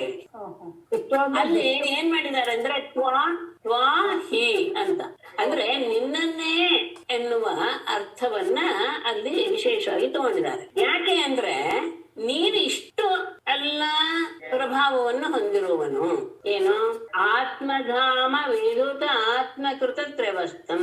ನಿನ್ನ ತೇಜಸ್ಸಿನಿಂದಲೇ ಬುದ್ಧಿಯಿಂದ ಮಾಡಲ್ಪಟ್ಟಂತಹ 3 ಅವಸ್ಥೆಗಳನ್ನು ಸಹ ದಾಟಿದವನು. ಅಂದ್ರೆ ನಿನ್ನ ಪ್ರಕಾಶ ಎನ್ನುವುದು ಹೇಗೆ ಇದೆ ಅಂದ್ರೆ ಎಲ್ಲ ರೀತಿಯ ಅಂದ್ರೆ 3 ಅವಸ್ಥೆಯನ್ನು ಹೊಂದುತ್ತೇವಲ್ಲ ನಾವು, ಅಂತಹ ಅವುಗಳನ್ನು ಸಹ ದಾಟಿದ್ದು ಅದು ಬುದ್ಧಿ ನಿಮಿತ್ತಕವಾದದ್ದು. ಯಾವುದೋ ಜಾಗೃತ ಸ್ವಪ್ನ ಸುಷುಪ್ತಿ, ಆ ಸುಷುಪ್ತಿಯನ್ನ ದಾಟಿರುವಂತದ್ದು ಯಾವುದೋ ನಿನ್ನ ಆತ್ಮಧಾಮ.